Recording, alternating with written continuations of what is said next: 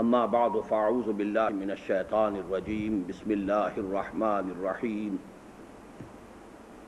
یریدون لیطفئوا نور اللہ بافواہہم واللہ متم نورہ ولو کرہ الکافرون هو الذی ارسل رسولہ بالہدی ودین الحق لیظہرہ علی الدین کلہ ولو کرہ المشرکون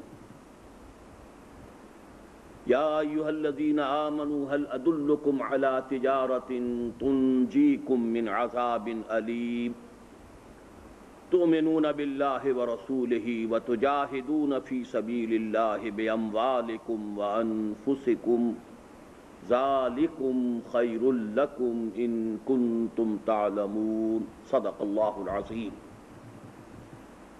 رب اشرح لی صدری ویسر لی امری واحلل عقدۃ من لسانی یفقہوا قولی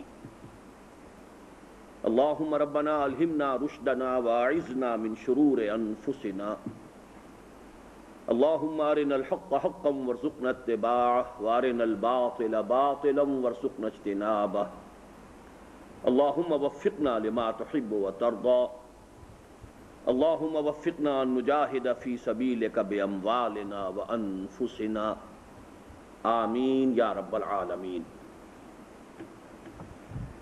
نبی اکرم صلی اللہ علیہ وسلم کے مقصد بعثت کی جو اتمامی اور تکمیلی شان ہے، جس کے اعتبار سے آپ جملہ انبیاء اور رسل میں ممیز ہیں، ممتاز ہیں، وہ قرآن مجید میں 3 مرتبہ ان الفاظ میں وارد ہوئی ہے۔ هو الذی ارسل رسولہ بالہدی ودین الحق لیظہرہ علی الدین کلہ۔ ہم یہ نوٹ کر چکے ہیں کہ جبکہ حضور صلی اللہ علیہ وسلم کے لیے یہ الفاظ 3 مرتبہ آئے، جوں کہ توں، بغیر کسی ایک شوشے کے فرق کے، کسی اور نبی اور رسول کے لیے یہ الفاظ وارد نہیں ہوئے۔ قریب ترین الفاظ کے جو ایک قاعدہ کلیہ کی حیثیت سے آئے ہیں بقیہ انبیاء اور رسل کے حوالے سے، وہ سورہ حدید کی آیت نمبر 25، جس کا کہ ہم تقابلی مطالعہ کر چکے ہیں۔ لقد ارسلنا رسلنا بالبینات وانزلنا معهم الکتاب والمیزان لیقوم الناس بالقسط۔ تو اس آیہ مبارکہ میں عام انبیاء اور رسل کے ضمن میں 3 الفاظ آئے کہ انہیں معجزات دیے گئے اور ان کے ساتھ کتاب اور میزان اتاری گئی۔ نبی اکرم صلی اللہ علیہ وسلم کے ضمن میں صرف 2 الفاظ آئے، الہدیٰ یعنی قرآن حکیم، آپ کا اصل معجزہ بھی یہی ہے، اور آپ پر جو کتاب نازل ہوئی، جو مہیمن ہے تمام کتابوں کی، محافظ ہے، متمم ہے، تکمیل کرنے والی ہے، وہ القرآن ہے۔ اور دوسرے دین الحق کہ جو المیزان کی جگہ پر آیا ہے۔ اس آیت مبارکہ میں ہوا کی ضمیر کے بارے میں ایک بات عرض کرنے سے رہ گئی، اس سے نوٹ کر لیجیے۔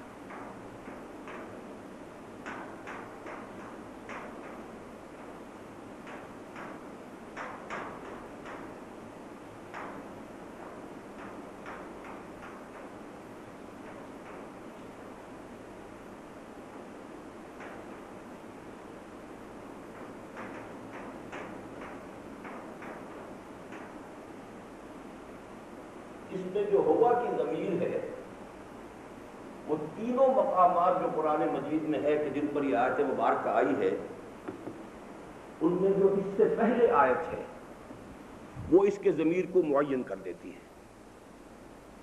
سورہ صف میں یریدون لیطفئوا نور اللہ بافواہہم واللہ متم نورہ ولو کرہ الکافرون۔ یہ لوگ چاہتے ہیں کہ اللہ کے نور کو اپنے منہ کی پھونکوں سے بجھا دیں، اور اللہ تو اپنے نور کا اتمام فرما کر رہے گا، خواہ یہ کافروں کو کتنا ہی ناگوار ہو۔ هو الذی ارسل رسولہ، تو ہوا کی ضمیر معین ہو گئی، آیت سابقہ سے کہ یہاں پر مراد اللہ تعالیٰ کی ذات ہے۔ اسی طرح سورہ صف میں بھی جب آیت آئی ہے تو اس سے پہلے یہی آیت ہے تھوڑے سے فرق کے ساتھ، یریدون ان یطفئوا نور اللہ بافواہہم ویابی اللہ الا ان یتم نورہ ولو کرہ الکافرون هو الذی ارسل رسولہ بالہدی ودین الحق لیظہرہ علی الدین کلہ۔ اسی طرح سورہ فتح میں لقد صدق اللہ رسولہ الرؤیا بالحق لتدخلن المسجد الحرام ان شاء اللہ آمنین محلقین رؤوسکم ومقصرین لا تخافون۔ اس کے بعد آتا ہے هو الذی ارسل رسولہ بالہدی ودین الحق لیظہرہ علی الدین کلہ وکفی باللہ شہیدا۔ تو ہوا کی ضمیر بالکل معین ہے، الذی ارسل رسولہ محمد صلی اللہ علیہ وسلم، اس میں کسی اختلاف کی گنجائش نہیں۔ بالہدی پر ہم کل گفتگو کر چکے، القرآن قرآن حکیم کہ جو الف لام کے ساتھ آیا ہے تو گویا کہ ہدایت کاملہ، ہدایت تامہ، نوع انسان را پیام آخری حامل او رحمت للعالمین۔ دین الحق پر بھی گفتگو ہو چکی ہے، اور دین کے لفظ پر اگرچہ ایک بات رہ گئی کہ جو کہنی چاہیے تھی، لیکن یہ کہ وہ پھر میں آج جب دوبارہ بات ہوگی علی الدین کلہ ہی تو اس کو واضح کر دوں گا۔ اب جو اس آیہ مبارکہ کا اصل لفظ ہے جس کے بارے میں یہ میں 3 حصوں میں لکھ رہا ہوں،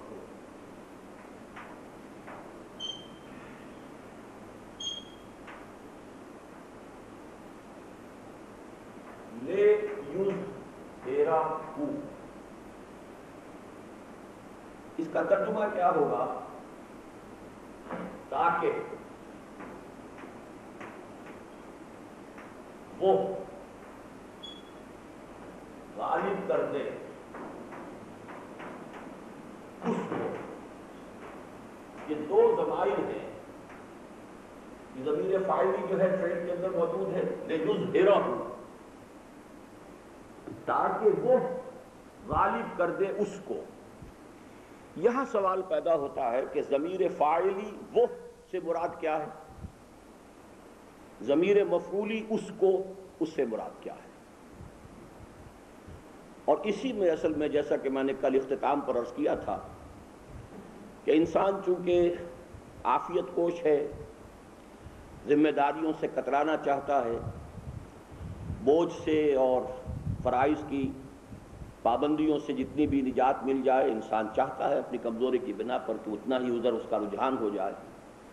تو اس میں کچھ تعویلیں کر کے کوشش کی گئی ہے کہ جو اس کا اصل منطقی نتیجہ ہے اس سے کسی طرح بچا جا سکے۔ لے یظہرہ، اب اس پر غور کیجئے، اب ایک قدم اور آگے بڑھائیے، صفحہ 35 کھول لیجئے کتاب کا، اور لے یظہرہ پر غور فرمائیے۔ تو بحمد اللہ یہاں اظہار کے معنی تو متفق علیہ ہیں، یعنی غالب کر دینا۔ البتہ یہاں فعل اظہار کے فاعل و مفعول دونوں کے بارے میں ایک سے زائد رائیں موجود ہیں، اگرچہ ان سے مراد و معنی میں کوئی حقیقی و واقعی فرق واقع نہیں ہوتا۔ جو میں ثابت کرنا چاہتا ہوں وہ یہ ہے کہ اس میں 6 امکانات بنتے ہیں۔ ضمیر فاعلی اللہ یا ضمیر فاعلی محمد صلی اللہ علیہ وسلم، 2 امکانات ہیں۔ ضمیر مفعولی اللہ، ضمیر مفعولی کا دوسرا امکان محمد صلی اللہ علیہ وسلم، اور ضمیر مفعولی کا تیسرا امکان دین الحق۔ اللہ غالب کر دے اپنے آپ کو، اللہ غالب کر دے محمد کو صلی اللہ علیہ وسلم، اللہ غالب کر دے دین حق کو۔ 3 امکان یہ ہو گئے، یا محمد غالب کر دیں اللہ کو، یا محمد غالب کر دیں اپنے آپ کو، یا محمد غالب کر دیں دین حق کو۔ تو یہ 2 ضرب 3، چونکہ 3 امکانات ہیں ضمیر مفعولی میں، 2 امکانات ہیں ضمیر فاعلی میں، تو 2 کو 3 سے ضرب دیں گے تو 6 امکانات پیدا ہو گئے۔ جو بات میں ثابت کرنا چاہتا ہوں وہ یہ ہے کہ قطعاً کوئی فرق مفہوم میں واقع نہیں ہوتا، چاہے ان میں سے کوئی بھی ترجمہ کر لیا جائے۔ چنانچہ ایک رائے یہ ہے کہ یہاں فعل اظہار کا فاعل بھی وہی ہے جو فعل ارسال کا ہے، هو الذی ارسل۔ کون ہے فاعل؟ اللہ، تو اس کا بھی فاعل لیظہرہ، اس کا فاعل بھی اللہ ہی ہے، ایک رائے یہ ہے، یعنی اللہ تعالی۔ اور دوسری رائے یہ ہے کہ لیظہرہ میں ضمیر فاعلی رسول کی جانب راجع ہے۔ اس معاملے میں اس اصول سے قطع نظر کہ ضمیر کا مرجع اگر قریب ہو تو دور جانا صحیح نہیں، الا ہاں کہ کوئی خاص قرینہ موجود ہو۔ سوال یہ ہے کہ اس سے فرق کیا واقع ہوتا ہے؟ یعنی اصول یہ ہے کہ ضمیر کا مرجع قریب مل جائے، دین الحق جو ہے لیظہرہ سے بالکل متصل، اور محمد صلی اللہ علیہ وسلم اس کے بعد، اللہ اس سے بھی پیچھے، تو قریب ترین مرجع جو بنتا ہے، جو دو امکانات ہیں اللہ اور رسول میں، وہ رسول کا ہے، اور اللہ کا مرجع جو ہے وہ بعید ہے۔ لہذا اصول یہ ہے کہ ضمیر کا مرجع اگر قریب مل جائے تو دور جانے کی ضرورت نہیں۔ لیکن یہ جو بات میں کہنا چاہتا ہوں، فرق کیا واقع ہوا؟ اللہ غالب کر دے یا رسول غالب کر دے، کیا فرق واقع ہوگا؟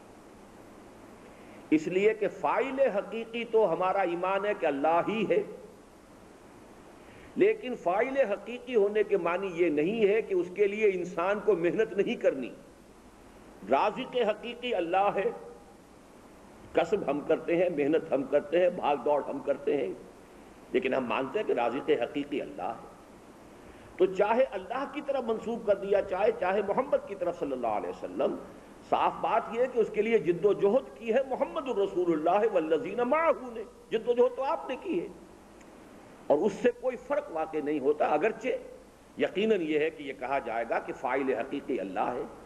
جیسے کہ حضور نے غزوہ بدر میں ایک مٹھی بھر کر کنکریوں کی پھینکی تو اللہ نے فرمایا وَمَا رَمَيْتَ إِذْ رَمَيْتَ وَلَٰكِنَّ اللَّهَ رَمَىٰ، اے نبی یہ مٹھی آپ نے نہیں پھینکی تھی بلکہ اللہ نے پھینکی تھی۔ بلکہ اس سے پہلے لفظ موجود ہیں فَلَمْ تَقْتُلُوهُمْ وَلَٰكِنَّ اللَّهَ قَتَلَهُمْ، اے مسلمانوں تم نے قتل نہیں کیا ان 70 قریشی سرداروں کو بدر میں جنہیں قتل کیا، بلکہ اللہ نے قتل کیا۔ اب اس کے کیا معنی ہے؟ جنگ کس نے لڑی؟ جان ہتھیلی پر رکھ کر کون آ گئے؟ اپنی جان کے لیے سارے خطرات کس نے مول لیے؟ اگر یہ سمجھا جائے کہ سب فاعل حقیقی اللہ ہے اور گھر میں بیٹھے رہیں تو کوئی کام نہیں ہوگا۔ تو اس اعتبار سے فاعل حقیقی، فاعل اس کا یظہرہ کا اللہ کو مانا جائے چاہے رسول کو، معنی کے اعتبار سے کوئی فرق واقع نہیں ہوتا۔ اس کو پڑھ لیجئے۔ اس معاملے میں اس اصول سے قطع نظر کہ ضمیر کا مرجع اگر قریب موجود ہو تو دور جانا صحیح نہیں، الا کہ کوئی خاص قرینہ موجود ہو۔ سوال یہ ہے کہ اس سے فرق کیا واقع ہوتا ہے؟ ہمارا ایمان ہے کہ فاعل حقیقی تو اللہ تعالیٰ کے سوا اور کوئی ہے ہی نہیں۔ شاید آپ کو میں نے نوٹ بھی کرایا ہو، شیخ عبد القادر جیلانی رحمۃ اللہ علیہ کی جو وصیتیں ہیں جو انہوں نے اپنے آخری وقت میں اپنے بیٹے کے لیے تحریر کی تھیں، وہ بڑے قیمتی الفاظ ہیں کہ میرے بچے اس حقیقت کو جان لے، لا فاعل فی الحقیقت ولا مؤثر الا اللہ، حقیقت میں فاعل اور مؤثر اللہ کے سوا کوئی نہیں۔ تاثیر ہر شے میں ہے، پانی میں ایک تاثیر ہے، آگ میں ایک تاثیر ہے، لیکن یہ تاثیر بھی اللہ کے اذن سے بروئے کار آتی ہے۔ پانی اپنی سطح برقرار رکھتا ہے، جب اللہ کا حکم ہوا اس نے برقرار نہیں رکھا، بلکہ حضرت موسیٰ علیہ السلام کے عصا کی ایک ضرب سے سمندر پھٹ گیا۔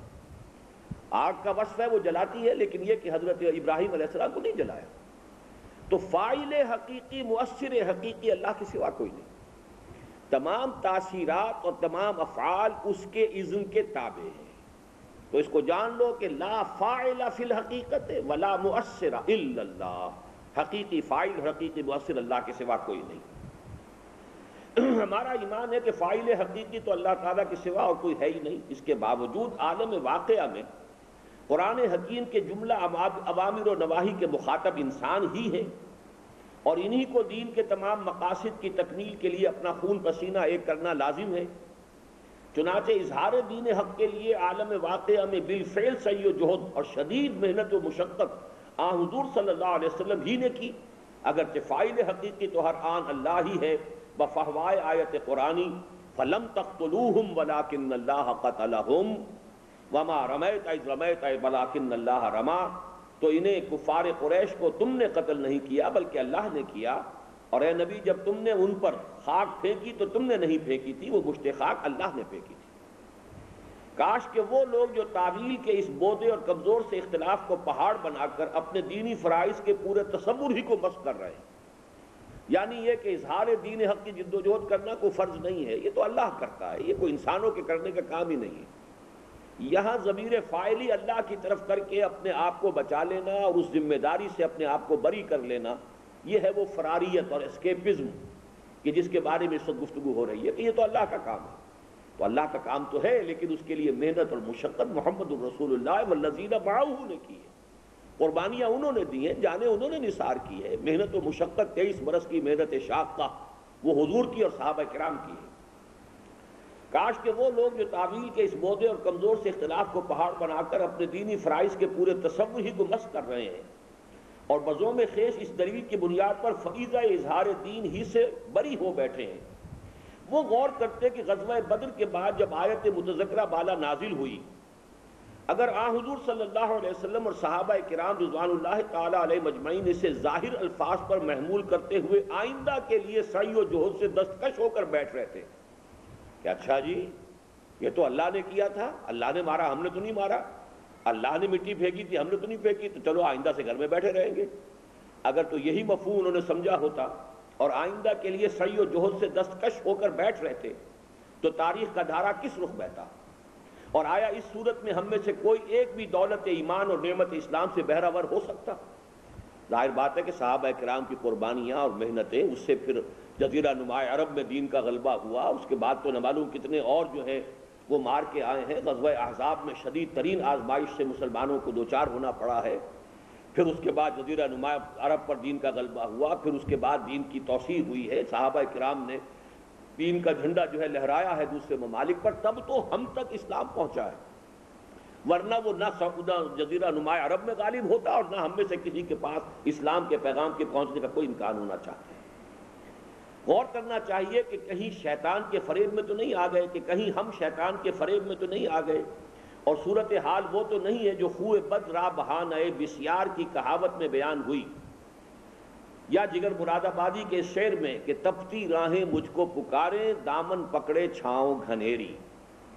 فرض کا جو کی پکار جو ہوتی ہے وہ تو اس کے اندر تو دقتیں ہیں، مشکلات ہیں، طرح طرح کی جو ہے بے آرامیاں ہیں، اور ٹھنڈی چھاؤں جو ہے گھر کی، جیسا کہ حضرت کعب ابن مالک کے ساتھ ہوا رضی اللہ تعالی عنہ کہ غزوہ تبوک کے موقع پر نفس نے انہیں دھوکہ دیا کہ میرے پاس جو سواری ہے، میری جو ناقہ ہے وہ بہت تکڑی ہے، بہت تیز رفتار ہے، اور حضور تو ایک بڑے لشکر کے ساتھ روانہ ہوئے ہیں، وہ تو ظاہر بات ہے لشکر کی جو موومنٹ ہے اس کی تو رفتار کم ہوگی، میں چند دن اور یہاں کی ٹھنڈی سائے کے اندر اور اپنے گھر کے آرام میں چند دن اور گزار لوں، پھر تیزی کے ساتھ منزلیں مارتا ہوا حضور کے ساتھ جا ملوں گا۔ اسی طرح ایک اور ایک کے بعد دوسرا، دوسرے کے بعد تیسرا، تیسرے کے بعد چوتھا دن گزرتے چلے گئے، اچانک ایک روز ساتھ ہوا کہ اب تو خواہ میں کتنا بھی تیز چلوں حضور کو نہیں پکڑ سکتا صلی اللہ علیہ وسلم، رہ گئے۔ پھر ان پر جو ہے باز پرس ہوئی ہے، انہیں سزا بھی دی گئی ہے، چونکہ انہوں نے صاف اقرار کر لیا تھا واپسی پر، جب حضور نے آ کر جو لوگ نہیں گئے تھے ان کی ایکسپلینیشن کال کی ہے، مان لیا صاحب کہ میرے پاس کوئی عذر نہیں ہے، نہ میں بیمار تھا، نہ میرے پاس زاد راہ کی کمی تھی، نہ یہ تھا کہ میرے پاس سواری نہیں تھی، واقعتاً میں جتنا صحت مند اس زمانے میں تھا اتنا صحت مند کبھی نہیں رہا، اور جتنا میں غنی اس دور میں تھا اتنا غنی کبھی نہیں رہا، بس میرے نفس نے مجھے دھوکہ دیا ہے۔ تو حضور صلی اللہ علیہ وسلم نے انہیں سزا دی، وہ ایک طویل حدیث ہے، بلکہ شاید طویل ترین حدیث ہے بخاری کی۔ بہرحال یہ صورتحال ہے کہ تپتی راہیں مجھ کو پکارے اور دامن پکڑے چھاؤں گھنیری۔ اگر صفائے نیت کے ساتھ حقیقت کو جاننے اور سمجھنے کی کوشش کی جائے تو معاملہ بالکل صاف ہے۔ سورۃ التوبہ، سورۃ الفتح اور سورۃ الصف میں جن میں آیت زیر بحث وارد ہوئی ہے، تینوں اللہ کی راہ میں جہاد اور قتال سے تفصیلاً بحث کرتی ہیں۔ خصوصاً سورۃ الصف تو از اول تاخر ہے ہی جہاد و قتال فی سبیل اللہ کے موضوع پر، اور اس میں اس آیہ مبارکہ یعنی هو الذی ارسل رسولہ بالہدی ودین الحق لیظہرہ علی الدین کلہ ولو کرہ المشرکون کہ فوراً بعد مسلمانوں کے جذبہ جہاد و قتال کو للکارا گیا، بہی طور کہ پہلے سوال کیا گیا کہ عذاب جہنم سے چھٹکارا پانے کے طالب ہو یا نہیں، اور پھر صاف صاف سنا دیا گیا کہ اس کی ایک ہی راہ ہے اور وہ جہاد و قتال فی سبیل اللہ کی کٹھن اور پرصعوبت وادیوں سے ہو کر گزرتی ہے۔ یا ایھا الذین آمنوا هل ادلکم علی تجارۃ تنجیکم من عذاب علیم تؤمنون باللہ ورسولہ وتجاہدون فی سبیل اللہ باموالکم وانفسکم۔ اے اہل ایمان، کیا میں رہنمائی کروں تمہاری ایسے کاروبار کی جانب جو چھٹکارا دلا دے تمہیں دردناک عذاب سے؟ ایمان محکم رکھو اللہ پر اور اس کے رسول پر، اور جہاد کرو اس کی راہ میں، اور کھپاؤ اس میں اپنی جانیں، امال بھی اور اپنی جانیں بھی۔ اگر اس راہ کو اختیار کرتے ہو تو مغفرت کا وعدہ بھی ہے۔ یہ اصل میں بعد کی جو آیات ہے سورہ صف کی، ان کا خلاصہ دیا جا رہا ہے، اور جنت کا بھی، اور اخروی فوز و فلاح کا وعدہ بھی ہے، اور دنیا میں تائید اور فتح و نصرت کا بھی۔ یغفر لکم ذنوبکم ویدخلکم جنات تجری من تحتہا الانہار ومساکن طیبۃ فی جنات عدن ذلک الفوز العظیم واخری تحبونہا نصر من اللہ وفتح قریب وبشر المؤمنین۔ ان آیات کا صرف مفہوم یہاں دے دیا گیا ہے۔ اگر اس راہ کو اختیار کرتے ہو تو مغفرت کا وعدہ بھی ہے اور جنت کا بھی، اخروی فوز و فلاح کا وعدہ بھی ہے، دنیا میں تائید اور فتح و نصرت کا بھی، اور سب سے بڑھ کر یہ کہ نصرت خدا و رسول کے بلند و بالا مقام پر فائز ہونے کا امکان بھی ہے، اور محبوبیت خداوندی کے اعلیٰ مرتبے پر بھی۔ بصورت دیگر یہ مقامات بلند تو خارج از بحث ہیں ہی، عذاب علیم سے چھٹکارا پانا بھی امید موہوم کے سوا کچھ نہیں۔ گویا بات بالکل سیدھی ہے کہ دین اصلاً اللہ کا ہے، اور اس کو غالب کرنا اصلاً فرض منصبی ہے رسول اللہ صلی اللہ علیہ وسلم کا۔ اب جو ان دونوں پر ایمان کے دعوے دار ہوں، ان کے خلوص و اخلاص کا اصل امتحان یہ ہے کہ اگر اپنا تن من دھن اس کام میں کھپا کر اللہ اور رسول دونوں کے مددگار ہونے کا مرتبہ حاصل کر لیں تو کامیاب و کامران ہے، ورنہ خائب و خاسر اور ناکام و نامراد۔ چنانچہ سورۃ الحدید کی آیت نمبر 25 کے آخر میں بھی وضاحت فرما دی، وَلِيَعْلَمَ اللَّهُ مَن يَنصُرُهُ وَرُسُلَهُ بِالْغَيْبِ۔ اللہ دیکھ لینا چاہتا ہے تاکہ دیکھ لے اللہ کون مدد کرتا ہے اس کی اور اس کے رسولوں کی غیب کے باوجود۔ اور سورۃ الصف کا اختتام بھی ہوا اس آیہ مبارکہ پر، یا ایھا الذین آمنوا کونوا انصار اللہ کما قال عیسی ابن مریم للحواریین من انصاری الی اللہ۔ اے اہل ایمان مددگار بنو اللہ کے، جیسے کہ کہا تھا عیسیٰ ابن مریم نے اپنے حواریوں سے، کون ہے میرا مددگار اللہ کی طرف۔ یہاں جو نوٹ کرنے کی بات ہے وہ یہ ہے کہ اصل فرض منصبی رسول کا ہے، لہذا جو لوگ اللہ پر اور رسول پر ایمان رکھتے ہیں وہ رسول کی مدد کر رہے ہوتے ہیں، اس اعتبار سے کہ اصل فرض منصبی ان کا ہے۔ اللہ کی مدد کر رہے ہوتے ہیں کہ دین اللہ کا ہے، اللہ کی حکومت قائم کرنے کی جدوجہد کر رہے ہیں۔ جیسے بارہا میں مثال دیا کرتا ہوں کہ جب شیر شاہ سوری نے ہندوستان سے ہمایوں کو شکست دے کر بھگا دیا تھا تو پھر وہاں سے شہنشاہ ایران طہماسپ سے وہ مدد لے کر آیا ہے۔ اب ظاہر بات ہے کہ طہماسپ اب محسن ہو گیا، اس لیے کہ اس کی فوجوں نے آ کر دوبارہ تخت دہلی جو ہے اس پر قبضہ کرایا ہمایوں کا۔ تو اللہ تعالیٰ کی حکومت کے خلاف بغاوت ہے دنیا میں، حق تو اس کا ہے کہ اس کی حکومت قائم ہو، زمین اس کی ہے، الا لہ الخلق والامر۔ اب اس بغاوت کے خلاف جو بھی کھڑے ہو کر اللہ کی حکومت قائم کرنے کے لیے اور اس کے دین کے غلبے کی جد و جہد کرتے ہیں وہ گویا کہ اللہ کے بھی مددگار ہیں، اور چونکہ یہ اصلاً فرض منصبی سونپا گیا محمد الرسول اللہ کو، لہذا وہ اللہ کے رسول کے بھی مددگار ہیں۔ اسی لیے حضرت عیسیٰ نے کہا من انصاری الی اللہ، کون ہے میرا مددگار اللہ کی طرف۔ حواریین نے جواب دیا قال الحواریون نحن انصار اللہ، ہم اللہ کے مددگار ہیں۔ تو گویا کہ اللہ اور اس کے رسول دونوں کے مددگار ہونا یہاں پر شامل ہے۔ اسی لیے سورہ حدید کی آیت نمبر 25 دوبارہ نوٹ کر لیجئے، لقد ارسلنا رسلنا بالبینات وانزلنا معهم الکتاب والمیزان لیقوم الناس بالقسط وانزلنا الحدید فیہ باس شدید ومنافع للناس ولیعلم اللہ من ینصرہ ورسلہ بالغیب۔ اللہ دیکھنا چاہتا ہے کون ہے وہ بندے اس کے جو مددگار بنتے ہیں اس کے اور اس کے رسولوں کے غیب میں ہوتے ہوئے، یعنی اللہ بھی نگاہوں کے سامنے نہیں ہے۔ اب رسول صلی اللہ علیہ وسلم بھی اس وقت تو نگاہوں کے سامنے تھے، لیکن آج تو ہمارے سامنے تو موجود نہیں ہے۔ تو گویا کہ غیب کا پردہ ہمارے اور ان کے مابین حائل ہے، لیکن کوئی شخص اگر اس کو مقصد زندگی بنا لے کہ اللہ تعالیٰ کے دین کے غلبے کی جد و جہد ہی میری زندگی کا مقصد تیرے دین کی سرفرازی، میں اسی لیے مسلمان، میں اسی لیے نمازی، تو گویا کہ وہ غیب میں ہونے کے باوجود اللہ اور اس کے رسولوں کی مدد کر رہا ہے۔ اس کے بعد بھی اگر کوئی نہ سمجھنا چاہے تو اس کی مرضی۔ لِیُظْہِرَہُ کی ضمیر مفعولی کے بارے میں بھی دو رائے ہیں، بلکہ تین رائے ہیں، وہ میں بھی عرض کر دوں گا، لیکن یہاں ایک چیز رہ گئی ہے۔ اظہار کے بارے ہم نے وہاں بیان کیا تھا کہ بالکل متفق علیہ ہے غالب کر دینا، لیکن ذرا اس لفظ کی اصل حقیقت کو سمجھ لیجئے، وہ حاشیہ ہے صفحہ 36 کا۔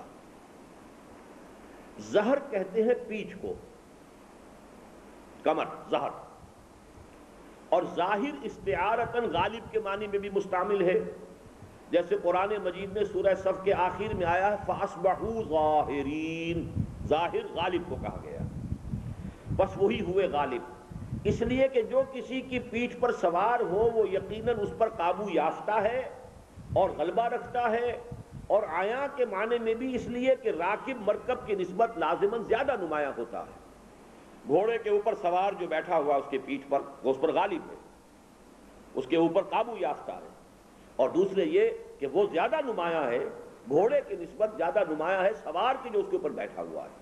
تو اظہار کے معنی میں غالب کر دینا، بلند کر دینا، نافذ کر دینا۔ اظہار باب افعال سے مصدر ہے، اس میں فعل متعدی کا مفہوم پیدا ہو گیا ہے، یعنی ظاہر کر دینا یا غالب کر دینا۔ اب آگے چلیے صفحہ 38 کی آخری سطر، لِیُظْہِرَہُ کی ضمیر مفعولی کے بارے میں بھی دو رائے ہیں، ایک یہ کہ اس کا مرجع ہے دین الحق، اور دوسری یہ کہ یہ راجع ہے رسول کی جانب۔ اس میں تیسری کا اضافہ کر لیجئے کہ اللہ، تاکہ اللہ اپنے آپ کو غالب کر دے، تاکہ اللہ محمد کو غالب کر دے صلی اللہ علیہ وسلم۔ ظاہر بات ہے کہ جب دین غالب ہوا تو حکومت کس کی قائم ہوئی؟ محمد الرسول اللہ صلی اللہ علیہ وسلم کی، تاکہ اللہ اپنے دین حق کو غالب کر دے۔ یہ تین مفہوم ہو گئے، اور اگر حضور صلی اللہ علیہ وسلم کو مانا جائے کہ اس کا ضمیر فاعلی جو ہے لِیُظْہِرَہُ میں جو ضمیر فاعلی حضور ہے، تاکہ حضور اللہ کو غالب کر دیں، یعنی اللہ کا غلبہ ہوگا، اللہ کا دین غالب ہو گیا تو اللہ کی حکومت قائم ہو گئی، اللہ غالب ہو گیا، تاکہ محمد اپنے آپ کو غالب کر دیں، یعنی یہ کہ آپ کی حکومت قائم ہو جائے۔ تو ظاہر بات ہے کہ آپ بھی اللہ کے رسول ہیں، اللہ کے نبی ہیں، لہذا وہ آپ کی حکومت بھی در حقیقت اللہ کی حکومت ہے، اللہ کے دین کا غلبہ ہے، اور اللہ کے دین کو غالب کر دے۔ تو قطعاً ان 6 کے 6 امکانات میں مفہوم اور مراد اور کونوٹیشن جو ہے اس کے اعتبار سے سرے منہ فرق نہیں، اگرچہ اس سے بھی ہرگز کوئی فرق واقع نہیں ہوتا، اس لیے کہ رسول کے غلبے کا مطلب بھی ان کی ذات یا ان کے کنبے اور قبیلے کا غلبہ نہیں، دین حق ہی کا غلبہ ہے۔ اب ہے علی الدین کلہ، اب اس کو مٹا دو ذرا،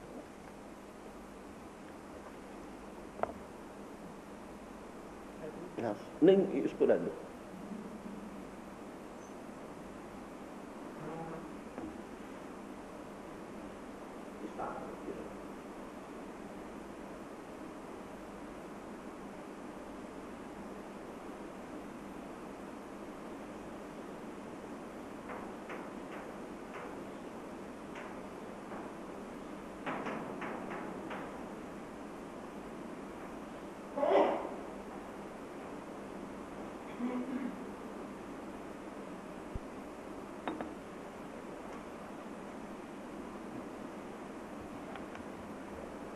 اس میں عام طور پر جو ترجمہ کر دیا گیا ہے، اکثر و بیشتر جو اردو کے تراجم ہیں وہ الدین کا ترجمہ ادیان کر دیا گیا ہے، غالب کر دیں تمام ادیان پر، علی الدین کلہ ہی۔ اس سے اس کے مفہوم میں تھوڑی سی محدودیت واقع ہو جاتی ہے۔ اس کا اصل مفہوم علی الدین کلہ ہی، کل کے کل جن سے دین پر، لیکن یہ کہ اس کے بارے میں ذرا تھوڑی سی بحث جو ہے ہمیں کر لینی چاہیے۔ علی الدین کلہ کا ترجمہ اکثر و بیشتر مترجمین نے تمام ادیان پر کیا ہے، گویا الدین کے لام تعریف کو لام استغراق قرار دیا ہے، حالانکہ یہاں جس قدر امکان لام استغراق کا ہے اتنا ہی لام جنس کا بھی ہے۔ یہی تو آپ نے پڑھا ہوا نا، معرفہ جو ہے، الف لام جو معرفے کا آتا ہے اس کے اندر کیا کیا مفہوم ہے، لام عہد، لام جنس، لام استغراق، پھر عہد دو ہیں، معہود ذہنی، معہود خارجی، پڑھے ہیں کہ نہیں؟ جی نہیں پڑھا، اچھا پھر کبھی پڑھاؤں گا۔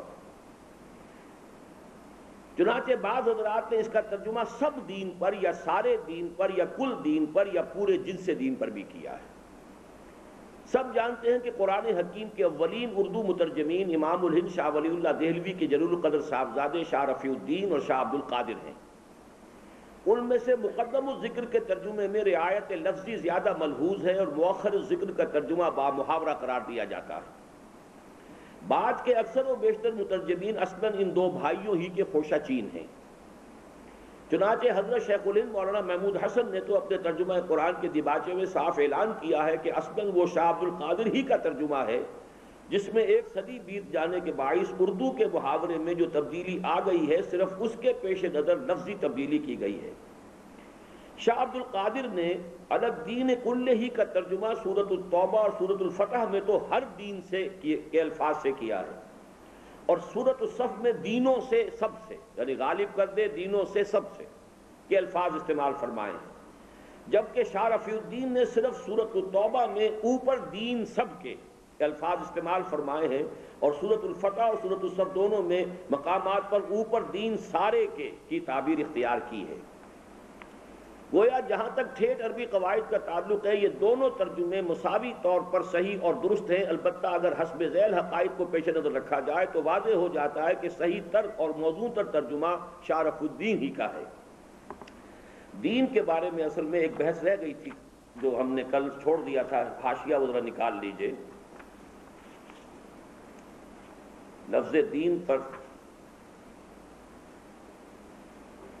یہ تو ہم پڑھ چکے تھے کہ دین کا بنیادی مفہوم ہے جزا و سزا یا بدلہ، اس سے اوپر اٹھ کر اطاعت، کوئی قانون ہوگا جس کی اطاعت پر جزا ملے گی اور جس کو توڑنے پر سزا ملے گی، اور اس سے اوپر ایک نظام اطاعت جس میں کہ کسی ایک ہستی کو مطاع مطلق مانا جائے۔ لیکن یہاں ذرا نوٹ کر لیجیے صفحہ 29 پر جو دوسرا اس کا جو نوٹ ہے، یہاں چاہیں تو عربی کی کہاوت کما تدین و تدان، کما تدین و تدان، جیسا کرو گے ویسا بھرو گے، یہ عربی کہاوت ہے۔ تو دانا یا دینو یعنی بدلے کے معنی ہی میں یہ لفظ استعمال ہوتا ہے کہاوت کے طور پر بھی۔ اور دیوان حماسہ کے مشہور مصرع کے الفاظ ہے دناہم کما دانو، ہم نے ان کے ساتھ وہی کچھ کیا جو انہوں نے ہمارے ساتھ کیا تھا۔ تو لفظ دین کی جو اصل حقیقت ہے عربی لغت کے اندر وہ ان چیزوں سے واضح ہو جاتی ہے۔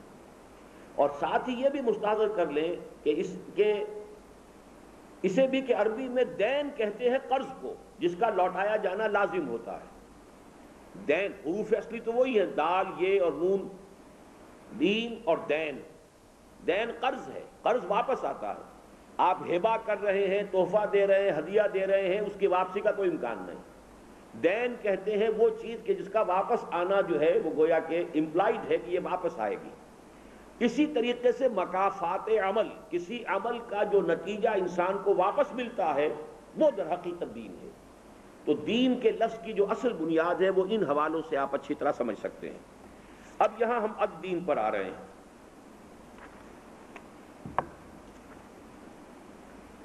پہلی بات یہ ہے کہ پورے قرآن مجید میں صفحہ 40 پورے قرآن مجید میں نہ کہیں ادیان کا لفظ استعمال ہوا ہے، نہ ہی کوئی دوسرا مقام ایسا ہے جہاں الدین کا ترجمہ ادیان کرنا ممکن ہو۔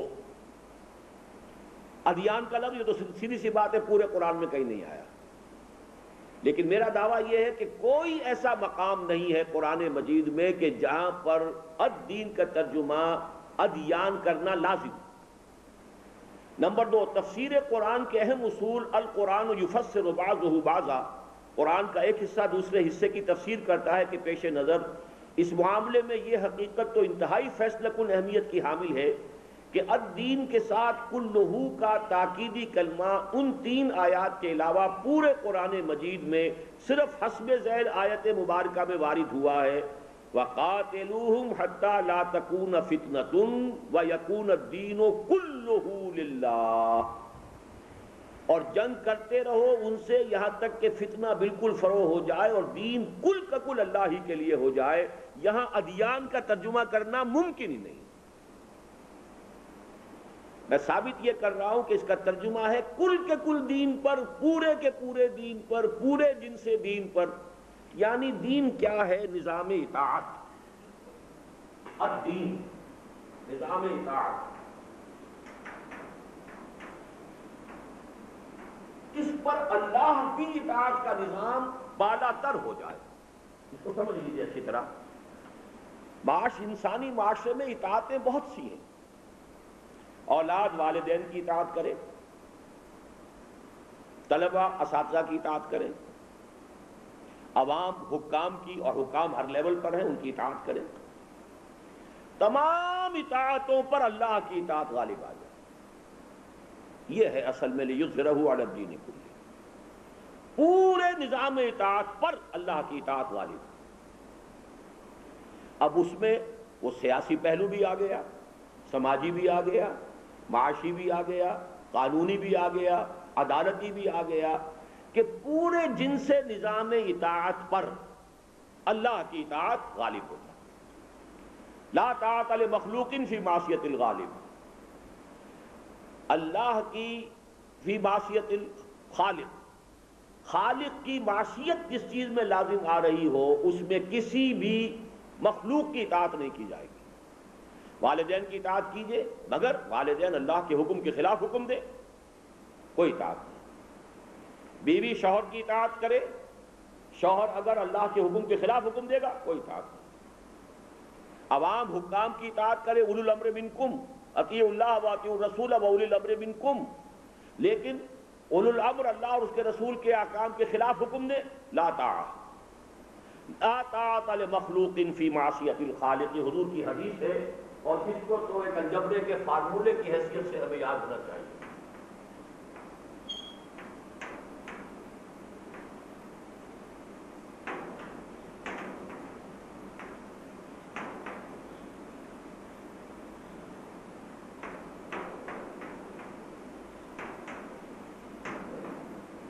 لا طاعت لمخلوق فی معصیت الخالق، مخلوق میں سے کسی کی اطاعت نہیں ہے کسی ایسے معاملے میں کہ خالق کی معصیت لازم آ رہی. اب چونکہ اس وقت جبکہ قرآن نازل ہوا ہے کانسیپٹ آف اسٹیٹ ابھی موجود نہیں تھا، اس کو اچھی طرح سمجھ لیجئے. جیسا کہ ہم نے کل جائزہ لیا، کبھی انسان غاروں میں رہتا تھا، کوئی اجتماعی نظام تھا ہی نہیں. اس کے بعد قبائلی نظام بنا، یہ گویا کہ موسٹ پریمیٹو فارم ہے اجتماعی نظام کی. پھر سٹی سٹیٹس وجود میں آئی، کئی قبیلے ایک شہر میں رہنے لگے، تو یہاں سے دستور کا آغاز ہو گیا کہ اپنا نظام تو ان کا ہے قبائلی، لیکن آپس میں معاملات کے لیے ضروری ہے کہ وہ کوئی اصول طے کرے. اس کے بعد بڑی امپائرز قائم ہوئی. وہ زمانہ ہے جبکہ محمد الرسول اللہ کی بعثت ہوئی صلی اللہ علیہ وسلم. اس سے آگے ایک قدم، بلکہ یوں کہیے کہ 2 قدم نوع انسانی نے اٹھائے ہیں اس کے بعد آج تک ان 1400 برسوں میں. ایک سیاسی کانسیپٹ جو ڈیولپ ہوا ہے وہ کانسیپٹ آف اسٹیٹ ہے. حکومت علیحدہ شہر، ریاست علیحدہ شہر. آج سے 200-300 برس پہلے یہ کانسیپٹ نہیں تھا. حکومت ہی ریاست، ریاست ہی حکومت. آج کا تصور یہ کہ ریاست اور شہر، حکومت اس کا ایک انتظامی ادارہ ہے. One of the 3 main pillars of the state, executive, یہ حکومت ہے. اور حکومت کا بنانا یا توڑنا یا ختم کرنا یا بدلنا یہ گویا کہ لوگوں کا، شہریوں کا حق ہے. یہ آج کی دنیا میں یہ تصور ہے، اور یہ یقیناً ایک ہائر ایوولوشن کا لیول ہے یہ انسان کے سوشل تھاٹ میں. دوسری تبدیلی آئی ہے معاشی میدان میں. مشین کی ایجاد کے بعد سے انڈسٹریل ریولوشن آیا، جس نے کہ وہ جو میں نے عرض کیا تھا کہ سرمایہ اور محنت کے درمیان توازن پیدا کرنے کی جو کا مسئلہ جو تیسرا ہے گمبھیر ترین شکل میں پیدا ہو گیا کہ ایک شخص کارخانہ لگا کر بیٹھ گیا ہے، اس میں 2000 آدمی کام کر رہے ہیں. اب یہ ایک سرمایہ دار ہے، وہ مزدور ہیں، ان کے درمیان اب جو بھی کمائی ہو رہی ہے مشینز کے ذریعے سے اور اس کارخانے کے ذریعے سے، ان لوگوں کی محنت کے ذریعے سے، اب اس میں کیا ان کا حصہ ہونا چاہیے، کیا توازن ہو، بہت مشکل کا. اس حوالے سے یہ صرف 2 ارتقاء ہوئے ہیں حضور صلی اللہ علیہ وسلم کے زمانے کے بعد سے لے کے آج تک. ایک معاشی میدان میں انڈسٹریل ریولوشن کے بعد، اور ایک سیاسی میدان میں کانسیپٹ آف اسٹیٹ. اور کانسیپٹ آف اسٹیٹ میں آ کر بات بالکل واضح ہو گئی ہے کہ ساورنٹی، جس ریاست میں یہ طے کر دیا جائے کہ حاکمیت اللہ کی ہے، اب سارا نظام اس کے تحت آ جائے گا. جس طرح ہم نے کہ کل دیکھا تھا، دین اللہ، دین الملک، دین الجمہور. دین الملک سورہ یوسف میں آیا ہے، بادشاہ کا نظام تھا، بادشاہ کی مرضی، بادشاہ کے زبان سے نکلا ہوا لفظ قانون ہے. بادشاہ اختیارات کا کل منبع اور سرچشمہ ہے، منارکی. اس کے بعد یہ کہ دین اللہ، اللہ تعالیٰ کا دین جزیرہ نما عرب میں غالب ہوا. وَرَأَيْتَ النَّاسَ يَدْخُلُونَ فِي دِينِ اللَّهِ أَفْوَاجًا. اور میں نے نوٹ کرایا تھا کہ یہاں ایمان میں داخلہ نہیں کہا ہے، دین اللہ میں. اللہ کی اطاعت میں، اللہ کے نظام اطاعت میں لوگ داخل ہو گئے. ایمان کا لفظ یہاں استعمال نہیں کیا گیا، اس لیے کہ سورہ حجرات میں صاف کہا گیا ہے کہ ان میں سے بہت سے لوگ وہ ہیں کہ جن کے دلوں میں ایمان داخل نہیں ہوا ہے، صرف انہوں نے اطاعت قبول کی ہے.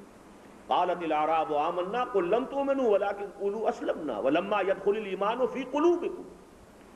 اس کے بعد آج کا کانسیپٹ ہے دین الجمہور، sovereignty belongs to the people. اس میں اب صاف بات ہو گئی کہ اقامت دین کا مطلب ہے ریاست کی سطح پر اللہ تعالیٰ کی حاکمیت مطلقہ کو نافذ کرتے ہیں.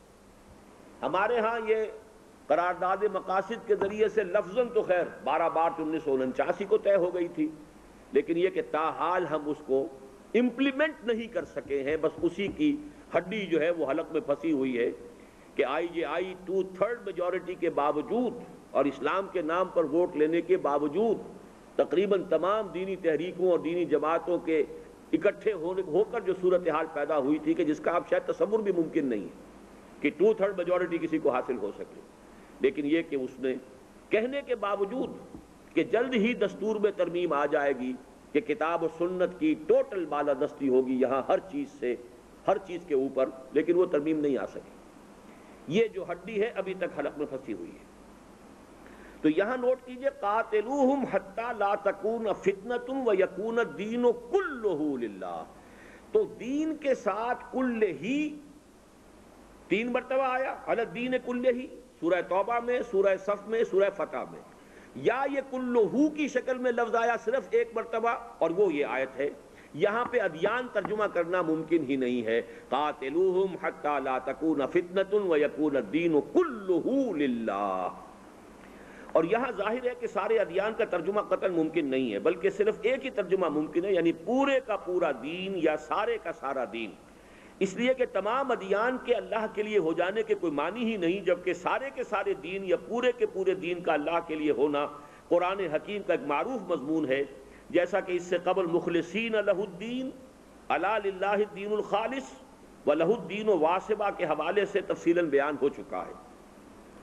اب الدین کے اصطلاحی معنی ذہن میں مستحضر کر کے هو الذی ارسل رسولہ بالہدی ودین الحق لیظہرہ علی الدین کلہ کا ترجمہ کیجئے تو وہ یوں ہوگا، وہی ہے اللہ جس نے بھیجا اپنے رسول محمد صلی اللہ علیہ وسلم کو، الہدی یعنی قرآن حکیم، اور دین حق یعنی اللہ تعالیٰ کے اطاعت کلی کے اصول پر مبنی نظام زندگی یعنی اسلام کے ساتھ، تاکہ غالب کر دے وہ یعنی رسول صلی اللہ علیہ وسلم اسے یعنی اللہ کی اطاعت کے نظام کو پورے کے پورے دین یعنی نظام اطاعت یا نظام زندگی پر.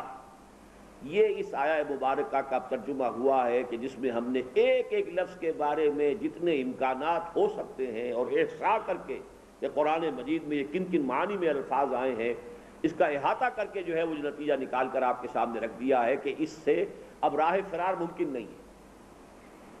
اس آیہ مبارکہ کے مفہوم و معنی کی اس تفصیلی وضاحت کے ساتھ ہی عقلی اور منطقی طور پر بھی سمجھ لیجئے کہ نبی اکرم صلی اللہ علیہ وسلم کے لیے یہ اظہار و دین الحق علی الدین کلہ کیوں ضروری تھا. اچھی طرح سمجھ لیا جانا چاہیے کہ آن حضور صلی اللہ علیہ وسلم کے لیے یہ اظہار دین حق 2 وجوہات کی بنا پر لازمی اور لابدی تھا. ایک اس لیے کہ دین اپنی فطرت کے اعتبار ہی سے غلبہ چاہتا ہے، اور وہ نظام اطاعت بے معنی ہے جو فی الواقع قائم اور نافذ نہ ہو. نظام اطاعت کے معنی کیا ہوئے اگر وہ نافذ نہیں ہے؟ دین اپنی فطرت سے غلبہ چاہتا ہے. اور یہاں بہت اہم بحث آ رہی ہے، آگے پڑھ لیجئے. اس اعتبار سے دین اور مذہب میں آسمان اور زمین کا سا فرق و تفاوت ہے. سب سے بڑی گمراہی جو اس دور میں ہمارے ہاں آئی ہے اس کو نوٹ کر لیجئے کہ اسلام کو مذہب کے خانے میں رکھ دیا گیا، جبکہ پورے قرآن مجید میں اور کہیں ذخیرہ حدیث میں اسلام کے لیے لفظ مذہب نہیں آیا. ان الدین عند اللہ الاسلام، اسی لیے میں نے وہاں ودین الحق کے آگے الاسلام لکھا ہے. ان الدین عند اللہ الاسلام، دین ہے اسلام، مذہب نہیں ہے. مذہب کا لفظ ہمارے ہاں مستعمل تھا مذہب حنفی، مذہب مالکی، مذہب شافعی، مذہب سلفی، مذہب ظاہری، مذہب جعفری. یہ جو مختلف قسم کے جو فروعی اور تفصیلی جو فقہ ہیں ان کو تو مذہب کہا گیا، اسلام اس کو جب مذہب کیا اور کیوں کہا گیا یہ بھی جان لیجئے۔ پوری دنیا پر مغرب کا غلبہ رہا، کہیں 100 برس کہیں 200 برس، اور یہ تمام اقوام کون تھی؟ عیسائی۔ عیسائیت میں مذہب کے لیے لفظ ہے ریلیجن، اور عیسائیت میں ریلیجن کا تصور کیا ہے؟ سوائے ایک ڈوگما کے کچھ بھی نہیں ہے۔ عیسائیت میں تو قانون بھی نہیں ہے۔ حضرت مسیح علیہ السلام تو یہ فرما کر گئے تھے کہ don't think I have come to destroy law, شریعت ختم کرنے نہیں آیا ہوں میں، شریعت موسوی تم پر لاگو رہے گی۔ سینٹ پال نے شریعت ساقط کر دی، شریعت کو لعنت قرار دیا، شریعت لعنت ہے۔ اس پر میں نے سن 70 میں جو سب سے بڑا گرجا ہے لندن کا، اس میں نے واعظ سنا ہے، یہ انہوں نے الفاظ کے حساب کہ شریعت لعنت ہے، اس لیے کہ جہاں شریعت ہوگی یہ کرو یہ نہ کرو، وہاں جب انسان اس کے خلاف کام کرتا ہے تو گلٹی کانشنس ہو جاتا ہے، جب گلٹی کانشنس ہو جاتا ہے تو اس کا ضمیر آلودہ ہو گیا، پھر اس کے اندر جو روحانیت ہے وہ ختم ہو جاتی ہے۔ اس لیے نہ کچھ کرو کوئی شریعت حکم دے اور نہ کسی چیز سے روکے۔ اوامر و نواہی کے ہونے کا مطلب یہ کہ امکان پیدا ہوا کہ آپ کنٹراوین کر رہے ہیں لا کو، and if you are contravening the law you become guilty conscience, آپ کا ضمیر آلودہ ہو جاتا ہے۔ اس لیے شریعت لعنت ہے، لہذا شریعت کا کوئی وجود ہی نہیں۔ یہ سینٹ پال کا فلسفہ ہے، اور آج کی عیسائیت حقیقت میں کرسچینٹی، اس کو کہنا غلط ہے، یہ پالزم ہے۔ یہ بات جو دی 100 کا مصنف ہے ڈاکٹر مائیکل ہارٹ، اس نے بڑی صفائی کے ساتھ کہا کہ اصل میں کرسچینٹی جو ہے وہ حضرت مسیح علیہ السلام جب تک دنیا میں تھے وہ صرف یہودیت کے ایک فرقے کی حیثیت تھی، یہودیوں کے ایک اصلاحی فرقے سے زیادہ اس کی حیثیت نہیں تھی۔ اس کو جو موجودہ شکل میں ایک مستقل مذہب بنایا ہے وہ پال نے بنایا ہے، اس لیے اس کو کرسچینٹی کہنا غلط ہے، یہ پالزم ہے۔ اب یہ پالزم ہے جو پوری عالم اسلام کے اوپر پھیل گیا۔ اب جب ہمارے بچوں کے فارم پر ہوتے تھے، بچے کو اسکول میں داخل کرنا ہے، ریلیجن اوپر لکھا ہے ریلیجن، اور ریلیجن کے خانے کے نیچے آپ کیا لکھتے ہیں؟ اسلام، اور ریلیجن کا اردو میں ترجمہ ہوگا مذہب۔ تو گویا کہ اسلام بھی ایک مذہب بن کر رہ گیا جس کا تعلق صرف انسان کی انفرادی زندگی سے ہے زیادہ سے زیادہ، یعنی عیسائیت میں تو سوائے ڈوگما کے کچھ بھی نہیں ہے۔ عام طور پر بھی دنیا میں مذاہب کے اندر 3 چیزیں شریک سمجھی جاتی ہیں، کوئی ڈوگما ہے، کچھ ریچولز ہیں، کچھ سیریمنیز، سوشل کسٹمز، سیریمنیز۔ 3 چیزوں کا نام مذہب ہے۔ ایک خدا، 10 خدا، 100 خدا، جو بھی مانے آپ، ڈوگما ہے۔ آواگمن ہے یا زندہ ہونا ہے، دوبارہ مرنے کے بعد کیا ہوگا، یہ سارے جو بھی ہیں عقائد جمع کر لیجئے، یہ ڈوگما ہے۔ ریچولز ہیں، کچھ ان کی پرستش کے لیے کچھ نہ کچھ انہوں نے رسومات بنائی ہوئی ہیں، تاکہ اگر بدھ کو پوجنا ہے تو ایسے پوجیں گے، سورج کو پوجنا ہے تو یوں پوجیں گے، اللہ کی عبادت کرنی ہے تو نماز پڑھیں گے۔ نمبر 3 کچھ سوشل کسٹمز ہیں، کہ بچے کی پیدائش ہوئی ہے تو کیسے اس کو ہم اس کی خوشی کیسے منائیں، شادی کرنی ہے سالمنائز کیسے کریں، ایک عورت اور ایک مرد کے درمیان رشتہ ازدواج کو کیسے سالمنائز کیا جائے، مر گیا ہے آدمی تو اس کی ڈیڈ باڈی کے ساتھ کیا کیا جائے۔ یہ 3 چیزیں ہیں جو انسانی زندگی کے اندر کچھ سوشل کسٹمز کو کے حوالے سے پیدائش پر بیپٹائز کیجئے، عقیدہ کیجئے، یہ کیجئے، وہ کیجئے، وہ تو بچے کی پیدائش کا مسئلہ ہے، یا پھر فوتیدگی پر ہے جلائیے یا دفن کیجئے، یا اسے رکھ دیجئے چیلوں اور کووں کے لیے کہ وہ کھائیں، جیسا کہ پارسی لوگ کرتے ہیں، اور شادی کیسے ہوگی۔ ان 3 چیزوں کے مجموعے کا نام ہے مذہب۔ اور اسلام میں مذہب بھی ہے، اس کے علاوہ فیملی لاز بھی ہیں، پورا پولیٹیکل سسٹم بھی ہے، پورا اکنامک سسٹم بھی ہے، پورا سوشل سسٹم بھی ہے۔ اسلام دین ہے، لیکن ہمارے تصورات میں وہ مذہب بن کر رہ گیا۔ اب پڑھ لیجئے اس پر۔ اس اعتبار سے دین اور مذہب میں آسمان اور زمین کا سا فرق و تفاوت ہے۔ مذہب اصلاً ایک جزوی شے ہے اور کسی بھی دین کے تحت رہ کر گزارا کر سکتا ہے، یہ جملہ بہت اہم ہے۔ فرض کیجئے دین ہے جمہور کا، اس کے تحت اسلام ایک مذہب کی حیثیت سے رہ سکتا ہے۔ امریکہ میں جا کے دیکھ لیجئے، ہے اسلام مذہب کی حیثیت سے، مسجدیں بنائیے، آپ کو اعتراض نہیں ہے، چرچ خرید لیجئے، مسجد بنا لیجئے، سینیگوگ خرید لیجئے، مسجد بنا لیجئے، کوئی اعتراض نہیں۔ تو مذہب جو ہے وہ کسی بھی نظام کے تحت، اسی طریقے سے جب اسلام غالب ہوا اللہ کا دین آیا تو اجازت دے دی گئی عیسائیوں کو کہ عیسائی مذہبی حیثیت سے عیسائی رہتے ہوئے بھی اس ریاست میں رہ سکتا ہے۔ عیسائیت مذہب کی حیثیت سے رہ سکتی ہے، دین کی حیثیت سے نہیں۔ ہندو کی حیثیت سے، مذہب کی حیثیت سے رہ سکتا ہے، دین اللہ کا ہوگا، دین غالب اللہ کا ہوگا، پبلک لا اللہ کا ہوگا۔ ہاں تمہیں اجازت ہے تم ہندو بن کر رہو، مجوسی بن کر رہو، تم کرسچن بن کر رہو، یہودی بن کر رہو، مذہب کی حیثیت سے اپنے مذہب پر عمل کر سکتے ہو، لیکن جو دین ہے، نظام ہے، وہ اللہ کا ہوگا۔ تو مذہب کے بارے میں یہ لفظ بہت عمدہ آ گئے، اس کو نوٹ کر لیجئے کہ مذہب اصلاً ایک جزوی شے ہے اور کسی بھی دین کے تحت رہ کر گزارا کر سکتا ہے۔ جس طرح غلبہ اسلام کے زمانے میں عیسائیت، یہودیت اور مجوسیت یا بدھ مت اور ہندو مت ایسے مذاہب یؤتوا الجزیۃ عن ید وہم صاغرون، یہ سورہ توبہ کی آیت نمبر 29 ہے کہ دیتے ہوئے جزیہ اپنے ہاتھ سے چھوٹے ہو کر کی صورت کی کیفیت کے ساتھ زندہ رہے، یا غلبہ انگریز کے زمانے میں اسلام ایک مذہب کی صورت اختیار کر کے زندہ رہا۔ دین تو انگریز کا تھا، کرمنل لا اس کا ہوگا، سول لا اس کا ہوگا، حکومت ٹیکس وہ لے گا، دین تو اس کا ہے، لیکن یہ کہ اسلام رہ سکتا ہے، ہندو مت بھی رہ سکتا ہے، سکھ بھی رہ سکتے ہیں، آپ روزہ رکھنا چاہتے ہیں روزہ رکھیں، ہمیں کیا اعتراض ہے، آپ رکھیں، آپ داڑھی رکھنا چاہتے ہیں رکھیں، کوئی اعتراض نہیں، آپ شراب نہ پینا چاہتے نہ پیے، ہمیں کوئی اعتراض نہیں، لیکن قانون انگریز کا چلے گا، دین انگریز کا، اس کے تحت مسلمان بھی مذہب کی حیثیت سے رہ سکتے ہیں۔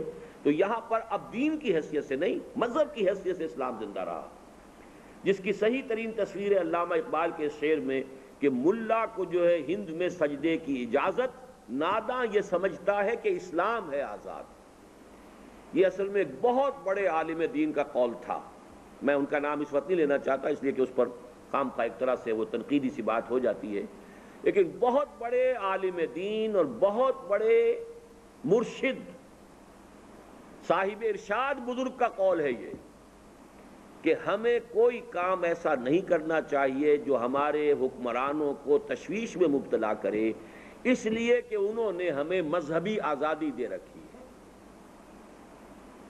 مذہبی آزادی، نماز پڑھو، روزے رکھو، داڑیاں رکھو، جو مرضی کرو، لیکن انگریز کی حکومت کو کچھ نہ کہنا، دین انگریز کا رہے گا، البتہ مذہب کی حیثیت سے اسلام رہے، سکھ مت رہے، ہندو مت رہے۔ اس پر اقبال نے یہ پھپتی چست کی ہے کہ ملا کو جو ہے ہند میں سجدے کی اجازت، ناداں یہ سمجھتا ہے کہ اسلام ہے آزاد، جبکہ دین ایک کلی حقیقت ہے جس کے کوئی معنی ہی نہیں اگر وہ غالب نہ ہو۔ چنانچہ جس طرح دو تلواریں ایک میان میں نہیں سما سکتی، اب نوٹ کیجئے، یا جمہوریت اور ملوکیت، کیا یہ دونوں ایک وقت میں رہ سکتے ہیں؟ آپ کہیں گے شاید برطانیہ کے اندر ملوکیت ہے، ملوکیت تو نہیں ہے، وہ تو ایک صرف انہوں نے ایک ہیومن زو جو ہے وہ بنا رکھا ہے، وہ جو بھی محل ہے کہ وہاں کچھ رہتے ہیں انسان نما جو ہے، باقی ہے کہ ان کا کوئی اختیار نہیں، ان کی حیثیت نہیں۔ جمہوریت کے ساتھ ملوکیت کیسے چلے گی؟ ناممکن۔ اسی طریقے سے کیپٹلزم اور کمیونزم کیا کسی خطہ زمین میں بیک وقت قائم ہو سکتے ہیں؟ ناممکن۔ نظام تو دو نہیں ہو سکتے، ایک تلوار، ایک میان میں دو تلواریں نہیں، ایک مقام پر ایک ملک میں دو نظام نہیں ہو سکتے، نظام ایک ہوگا۔ اسی طرح دو دین بھی کسی جگہ ہم سر اور ہم پلہ ہو کر نہیں رہ سکتے، اور ان کے مابین مفاہمت، ڈیٹینٹے یا پرامن بقائے باہمی، پیسفل کو ایگزسٹنس کی کوئی صورت اس کے سوا موجود نہیں ہے کہ ان میں سے ایک تو دین ہی کی حیثیت میں رہے اور غالب ہو، اور دوسرا سمٹ اور سکڑ کر مذہب کی حیثیت اختیار کر لے اور مغلوب ہو کر رہنے پر راضی ہو جائے۔ بندگی میں گھٹ کے رہ جاتی ہے ایک جوئے کباب، اور آزادی میں بہرے بے کراں ہے زندگی، یعنی ایک اس میں غالب ہوگا، دوسرا مغلوب، جو غالب ہے وہ دین، جو مغلوب ہے وہ مذہب۔ پھر نوٹ کر لیجئے، جب اسلام غالب ہو گیا، اسلام دین کی حیثیت سے غالب، عیسائیت، مجوسیت، ہندو مت، بدھ مت اور یہودیت سب کو اجازت تھی کہ تم رہ سکتے ہو، مذہب کی حیثیت سے تم یہودی رہو، عیسائی رہو، سینیگوگ میں جاؤ، چرچ میں جاؤ، جو چاہو کرو، اپنا پرسنل لا بھی پریکٹس کر سکتے ہو، لیکن یہ کہ اس ریاست کے اندر قانون ملکی اللہ کا ہوگا۔ جب انگریز آ گیا قانون ملکی انگریز کا ہوگا، نیچے آپ نماز پڑھیے، روزے رکھیے، داڑھی رکھیے، جو مرضی کیجیے، آپ مذہب کی حیثیت سے اسلام پر کاربند ہو سکتے ہیں، ہندو کی حیثیت سے۔ اور یہی در حقیقت آج کے دور کا پورا یوں سمجھیے کہ پورے عالم انسانیت میں جو چیز اصول موضوعہ کے طور پر اختیار کی جا چکی ہے، مشترک ہے، سیکولرزم، اس کا اصول یہی ہے کہ زندگی کے اصل دھارے سے کسی مذہب کا کوئی تعلق نہ ہو۔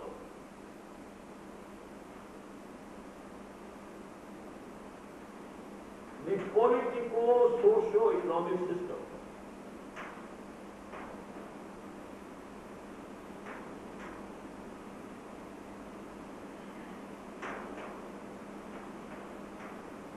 اس کا کسی مذہب سے تعلق نہیں، البتہ اس کے چاروں طرف جتنے چاہے مذہب آپ رکھیں، پیریفری کے اوپر 100 مذہب ہو، 1000 مذہب ہو، کوئی فرق واقع نہیں ہوتا، but they will be at the center۔ Secularism جو ہے وہ لامذہبیت نہیں ہے،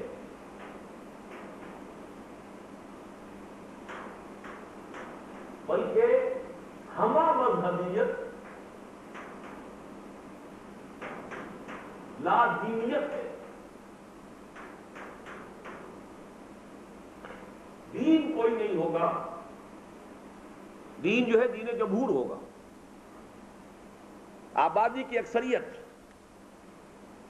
جو طے کر لے، 2 مردوں کی شادی آپ جواز کر دیجئے، طے کر دیجئے، آپ کی پارلیمنٹ طے کر رہی ہے، میاں بیوی کی حیثیت سے رہ سکتے ہیں 2 مرد، ہومو سیکشولیٹی الاؤڈ ہے، 2 عورتیں رہ سکتی ہیں شوہر اور بیوی کی حیثیت سے، لا ول ریکگنائز دم، ان میں سے ایک کو جو بھی بیوی کے حقوق ہیں قانون ملکی کے اندر اس کو ملیں گے۔ اگر سیپریشن ہوگی تو جو بھی طلاق کا معاملہ ہے اس میں اس ایک عورت کو جو ہے وہ بیوی کی حیثیت سے ٹریٹ کیا جائے گا، دوسرے کو شوہر کی حیثیت سے۔ اب یہ ہے کہ اختیار ہے۔ ایک وقت میں امریکہ میں پروہیبیشن ایکٹ پاس کیا گیا کہ شراب جو ہے ممنوع ہے، اس لیے نہیں کہ کوئی عیسائیت میں ممنوع ہے یا اسلام میں ممنوع ہے، یہ دلیل نہیں، دلیل یہ تھی کہ اسٹیٹسٹکس بتا رہے ہیں کہ بڑے حادثے ہو جاتے ہیں، بڑے بڑے جو اہم راز ہوتے ہیں وہ شراب کے نشے میں جب آدمی ہوتا ہے تو اس کی زبان سے وہ بات نکل جاتی ہے، ایکسیڈنٹس ہوتے ہیں، کتنے لوگوں کی جانیں جاتی ہیں شراب کے نشے کی وجہ سے، اسٹیٹسٹکس تھے، لہذا پروہیبیشن ایکٹ پاس ہو گیا، لیکن چونکہ چھٹتی نہیں ہے، منہ سے یہ کافر لگی ہوئی، پھر انہی لوگوں نے اس کو واپس بھی لے لیا کہ یہ تو نہیں چھوڑی جا سکتی۔ یہ ہے کہ اصل جو زندگی ہے، the politico socio economic system, the civil and criminal law, which will have to do nothing with any religion, with any divine guidance, with any divine rule or law۔ ہاں اس کے چاروں طرف 100 مذہب ہوں، 50 مذہب ہوں، 10 مذہب ہوں، رہیں، مذہب کی حیثیت سے رہیں، 50 بھی رہ سکتے ہیں، 100 بھی رہ سکتے ہیں۔ اور اس کی سب سے زیادہ مثال آپ ہندوستان میں بھی دیکھ لیجئے، ہندوستان میں مسلمانوں اور ہندوؤں کے درمیان قومی کشمکش ہوتی ہے، فسادات ہو جاتے ہیں، یا یہ کہ ہائی کاسٹ لو کاسٹ ہندوؤں کے درمیان فسادات ہوتے ہیں، وہ اپنی جگہ پر ہیں۔ جہاں تک نظام کا تعلق ہے، نظام میں ہندو مت اور اسلام اور بدھ مت یہ سب برابر ہیں، جین مت کوئی فرق نہیں، لیگلی کانسٹیٹیوشنلی کوئی فرق نہیں۔ تو یہ ہے سیکولرزم۔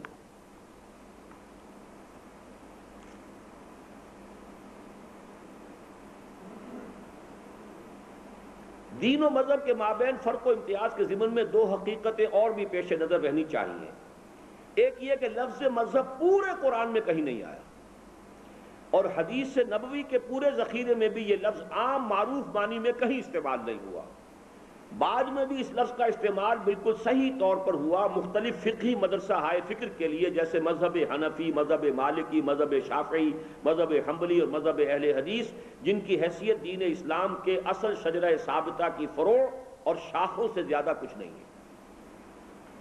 دوسرے یہ کہ اگرچہ رسولوں کی لائی ہوئی شریعتوں میں اختلاف ہوتا رہا ہے، جیسے شریعت موسوی اور شریعت محمدی کے مابین عبادات اور معاملات کے تفصیلی احکام میں نمایاں فرق ہے، تاہم از حضرت آدم تا حضور صلی اللہ علیہ وسلم جملہ انبیاء اور رسول کا دین ایک ہی تھا۔ بفہوائے آیات قرآنی شرع لکم من الدین ما وصى به نوحا والذی اوحینا الیک وما وصینا به ابراہیم وموسیٰ وعیسیٰ، سورۃ الشورى آیت نمبر 13۔ مقرر کیا اس اللہ نے تمہارے لیے اے مسلمانوں دین کے طور پر وہی جس کی وصیت کی تھی اس نے نوح کو، اور جو وحی کیا ہم نے اے نبی تمہاری طرف، اور جس کی وصیت کی تھی ہم نے ابراہیم اور موسیٰ اور عیسیٰ علیہ السلام کو۔ یہاں پہ یہ فرق اچھی طرح جو ہے اس کا تقابل کر لیجئے۔ تمام انبیاء کا دین ایک، شریعت جدا۔ دین کیا تھا؟ دین اس کا نام ہے کہ حاکم مطلق اللہ، اس کا نمائندہ اس کا رسول، اللہ اللہ خیر صلی اللہ۔ اب رسول وقت جو حکم دے گا آپ کو ماننا ہے۔ موسیٰ کے دور میں موسیٰ رسول ہیں، لہذا رسول نے جو حکم دیا ہے، جو ڈوز اینڈ ڈونٹس، احکام عشرہ، جو 10 کمانڈمنٹس دے دیے ہیں، وہی دین ہے۔ محمد الرسول اللہ آئے ہیں تو اب وہ ہیں نمائندے اللہ کے۔ تو یوں سمجھیے کہ جیسے ہمارے ہاں دو لفظ استعمال ہوتے ہیں، کانسٹیٹیوشن اور لا۔ کانسٹیٹیوشن جو ہے کسی اسٹیٹ کی جو بنیادی چیزیں انہیں طے کرتا ہے، سب سے پہلے ساورنٹی کس کی ہے، یہاں قانون سازی کیسے کی جائے گی۔ اب اس پروسیس کے تحت قانون بدلتے رہتے ہیں، اور میجورٹی ووٹ سے عموماً قوانین کے اندر ترمیم ہو جائے گی، لیکن دستور کے اندر آپ نے دیکھا ہے کہ 2/3 میجورٹی، اور وہ بھی دونوں ہاؤسز کے اندر سے ہو کر گزرے تب اس کے اندر ترمیم ہو سکتی ہے۔ تو ہمیشہ سے دین کا دستور ایک ہی ہے کہ حاکم اللہ، اس کا نمائندہ اس کا رسول، لہذا اللہ اور اس کے رسول کے احکام تمام چیزوں سے بالا تر رہیں گے۔ یہ ہے دین۔ حضرت ابراہیم کا دین بھی یہی تھا، حضرت موسیٰ کا بھی یہی تھا، حضرت عیسیٰ کا یہی تھا، حضرت نوح کا یہی تھا، حضرت محمد کا یہی تھا صلی اللہ علیہ وسلم۔ البتہ شریعت موسوی کچھ اور تھی، شریعت محمدی کچھ اور ہے۔ اسی طرح اسلام ایک دین ہے، اس میں قوانین، شرعی تفاصیل، وہ جو ہے فقہ حنفی میں کچھ اور ہے، فقہ مالکی میں کچھ اور ہے، لیکن وہ سب بھی استنباط کر رہے ہیں کتاب اللہ اور سنت رسول سے۔ اصل جو ہے دستور وہ یہی ہے، اللہ اور اس کا رسول صلی اللہ علیہ وسلم۔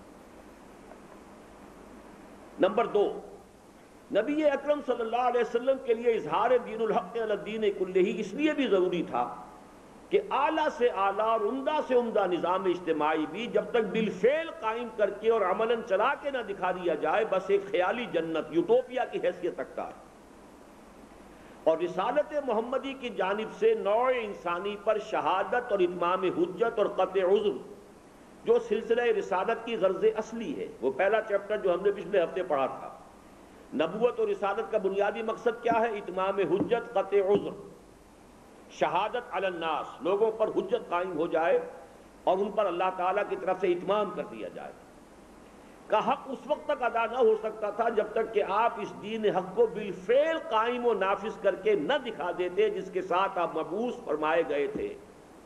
چنانچہ واقعہ یہ ہے کہ اگر حضور صلی اللہ علیہ وسلم نے مسلسل محنت و مشقت اور پہن سعی و جہد سے غلبہ دین حق کی صورت میں وہ نظام عدل اجتماعی بالفعل قائم نہ کر دیا ہوتا جو بعد میں خلافت راشدہ کے دوران بالکل اسی شان کے ساتھ پھلا اور پھولا، جیسے ایک بند کلی کھل کر پھول بنتی ہے، اور اس کے دوران نوع انسانی کے سامنے یہ معجزات عملاً رونما نہ ہو جاتے کہ انسانی حریت، اخوت اور مساوات صرف وعظ کے موضوعات نہیں ہیں بلکہ حقیقت اور واقع کا روپ بھی دھار سکتے ہیں۔ اور نہ صرف یہ کہ نظام آئلی میں مرد کی قوامیت کے باوجود عورت کو ایک انتہائی باعزت اور باوقار مقام دیا جا سکتا ہے، بلکہ یہ بھی کہ نظام سیاسی میں کامل آزادی رائے کے بابس نظم اور ڈسپلن بھی برقرار رکھا جا سکتا ہے، بلکہ عدل و انصاف کے جملہ تقاضے بھی بحسن وجوہ پورے کیے جا سکتے ہیں۔ اور اس سے بھی آگے بڑھ کر یہ کہ نظام معاشی کے ضمن میں انفرادی ملکیت اور ذاتی مفاد کے جذبہ محرکہ کو برقرار رکھتے ہوئے بھی دولت کی تقسیم اور سرمایہ کی گردش کا ایک حد درجے معتدل اور نہایت عادلانہ اور منصفانہ نظام قائم کیا جا سکتا ہے، تو اس دور میں انسان پر دین حق کی جانب سے اتمام حجت کیسے ہو سکتا جس کے فاتح ہیں حضور صلی اللہ علیہ وسلم؟ اور کیسے واضح ہو سکتی یہ حقیقت کہ انسان نظام اجتماعی کے ضمن میں جس خیر، گڈ یا قدر، ویلیو کا بھی تصور کر سکے، وہ اسے بتمام و کمال اور بغایت توازن و اعتدال موجود پائے اس نظام میں جو آج سے 1400 سال قبل قائم کیا محمد الرسول اللہ صلی اللہ علیہ وسلم نے۔ اور بالکل یہ محسوس ہو کہ نظام عدل اجتماعی کے ضمن میں نوع انسانی کی ساری ذہنی تگ و دو اور عملی بھاگ دوڑ گویا نظام محمدی تک رسائی کی سعی و کوشش ہے۔ اب یہ ذرا لمبی بات ہو گئی اور جملہ میں بھی نوٹ کر رہا تھا کہ بہت لمبا ہو گیا۔ حاصل کیا ہے؟ دیکھیے کچھ گواہیاں ہیں کہ جو اس میں آ رہی ہیں، یہ جو نوٹ ہے اس کو پڑھ لیجئے۔ ایچ جی ویلز کو آن حضور صلی اللہ علیہ وسلم سے جو بغض و عداوت ہے وہ ان رقیق حملوں سے ظاہر ہے جو اس نے آن حضور کی ذاتی اور خصوصی عائلی زندگی پر کیے ہیں۔ بئی ہمہ وہ اپنی تالیف a concise history of the world میں یہ تسلیم کرنے پر مجبور ہو گیا کہ انسانی حریت و اخوت و مساوات کے واعظ تو اگرچہ دنیا میں پہلے بھی بہت کہے گئے تھے، چنانچہ مسیح ناصری علیہ الصلوۃ والسلام کے یہاں بھی ان کا بڑا ذخیرہ موجود ہے، لیکن نوع انسانی کی تاریخ میں پہلی بار ان اصولوں پر مبنی نظام عملاً قائم کر کے دکھایا محمد نے صلی اللہ علیہ وسلم۔ یہ روشن ترین مثال ہے عربی زبان کی ایک کہاوت کی کہ الفضل ما شہدت بہ الاعداء، اصل کمال وہ ہے جس کا اعتراف کرنے پر دشمن بھی اپنے آپ کو مجبور پائے۔ یہ concise history of the world جو ہے ایچ جی ویلز کی، اس کا جو نیا ایڈیشن ہے اس میں سے یہ پیسج نکال دیا گیا ہے، لہذا اس کے لیے میں نے بھی کوشش کی تھی اور مجھے پرانی لائبریری میں منٹگومری میں گورنمنٹ کالج کی لائبریری سے مجھے وہ پرانا ایڈیشن مل گیا تھا جس میں یہ پیسج موجود ہے۔ ہو سکتا ہے آپ میں سے کوئی جا کے تلاش کرے لیکن اسے اب نہ پائے، تو آپ پرانا ایڈیشن کوئی پنجاب پبلک لائبریری سے یا کہیں سے لیجئے، صاف الفاظ ہیں۔ Although the sermons of human equality, fraternity and freedom were said before also, we find them in Jesus of Nazareth also, but it must be admitted that for the first time in the whole human history, a social system based on these principles was established by Muhammad صلی اللہ علیہ وسلم۔ یہ دشمن کی گواہی ہے۔ اب ظاہر بات ہے کہ اگر یہ نظام قائم کر کے نہ دکھا دیا جاتا تو یہ گواہی کیسے ہوتی؟ کتابوں میں لکھا ہوا بہت بہترین نظام ہو سکتا ہے، بلکہ میں تو یہ کہا کرتا ہوں کہ حضور کی چھوٹی سی حدیث ہے کہ سید القوم خادمہم، اگر خلافت راشدہ میں ابو بکر اور عمر کا کردار سامنے نہ آ گیا ہوتا، لوگ کہتے بڑا اچھا شعر کہا ہے، بڑا اچھا خیال ہے، انہونی بات ہے، سردار کبھی خادم بھی ہو سکتا، کیسے ممکن ہے؟ لیکن دنیا کے سامنے ہے۔ اسی لیے گاندھی نے 1937 میں جب پہلی مرتبہ اس پورے ہندوستان میں پروونشل گورنمنٹس بنی ہیں، 36 میں الیکشنز ہوئے تھے اور 37 میں گورنمنٹس بنی ہیں، اور تقریباً پورے ہندوستان میں کانگریس کی منسٹریز تھیں، تو اس نے اپنا جو پرچہ تھا ہریجن، اس میں مقالہ لکھا اور اس میں صاف اس کو اپنے جتنے بھی وزیر بنے تھے انہیں ہدایت کی کہ میں آپ کے سامنے حضرت عمر اور حضرت ابو بکر کی مثال پیش کرتا ہوں، ٹرائی ٹو فالو دیم۔ اور میں یہ کہا کرتا ہوں اپنی سیرت کی تقاریر میں کہ سوچنا چاہیے کہ اگرچہ ہندوستان کی تاریخ بھی جو بالکل تاریخ تو نہیں ہے، آخر اس میں بھی اشوک جیسا درویش بادشاہ بھی گزرا ہے، بکرماجیت جیسا جو ہے ایک انصاف پسند بادشاہ بھی گزرا ہے، آخر ہندوستان کی تاریخ جو ہے وہ بالکل تاریخ تو نہیں ہے، تو کیوں نہیں نام لیا ان کا؟ نام اس لیے نہیں لیا کہ اشوک چاہے درویش تھا، بادشاہ تھا، بکرماجیت چاہے انصاف پسند تھا، بادشاہ تھا۔ ان کے لیے مثالیں ہمارے ہاں اگر موجود ہے تو جہانگیر کا ہے، عدل جہانگیری بھی ہے، اس کی بھی زنجیر تھی اور اس نے بھی ایک دھوبن کو جو ہے وہ پورا قصاص جو ہے وہ دلوایا تھا، اس لیے کہ ملکہ کے ہاتھ سے جو ہے وہ اس کا شوہر مارا گیا تھا۔ بہرحال یہ سارے معاملات جو اسی طریقے سے ہمارے ہاں درویش بادشاہ ہوئے ہیں۔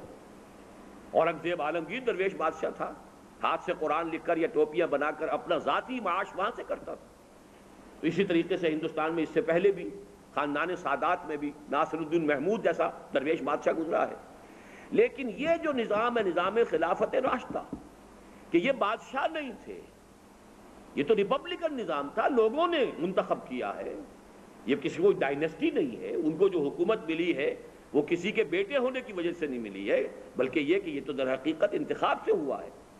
خاص طور پر حضرت ابوبکر کا تو معاملہ بالکل واضح ہے رضی اللہ تعالیٰ عنہ۔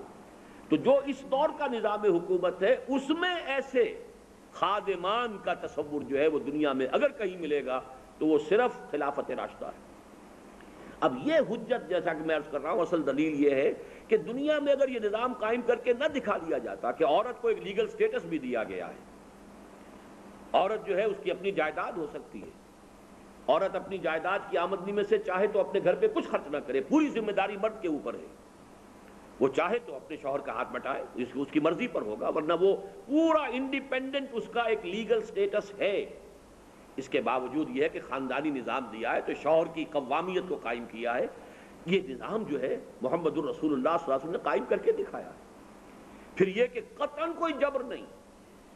حیرت یہ ہوتی ہے کہ حضور صلی اللہ علیہ وسلم نے، حالانکہ فقہاء کے ہاں یہ بات تقریباً طے شدہ ہے کہ اگر فقراء کی ضرورتیں صرف زکوٰۃ سے پوری نہ ہو رہی ہوں، کسی معاشرے کے اندر صورتحال ایسی ہو گئی ہو کہ جو ہیو ناٹس ہیں ان کی ضرورتیں زکوٰۃ سے پوری نہیں ہو رہی، تو زکوٰۃ سے زیادہ بھی بالجبر لیا جا سکتا ہے امراء کے مال میں سے۔